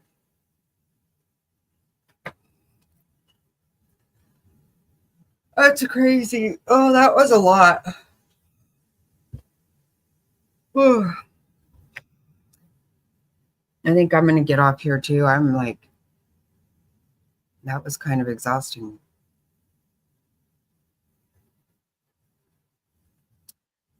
But I do appreciate you all very much. It was a lot. My God, right, Jerry? Shit.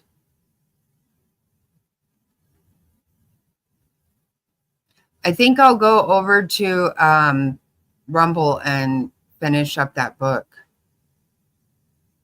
Top Hats, have you been going over and checking out the books? Becca, have you done that? Love you, Becca. Yeah, I'm going to go over to Rumble and start up that book.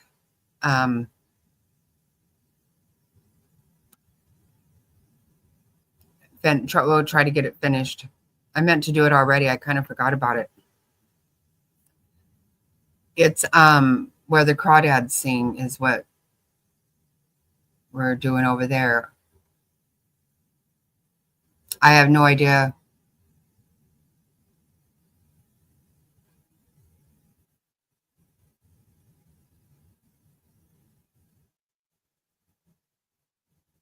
Uh-oh. Oh, my God. Sorry, Sicilian. Snow. Okay, everybody. Love you all. Thank you so much for being here. I appreciate you. I will see you soon.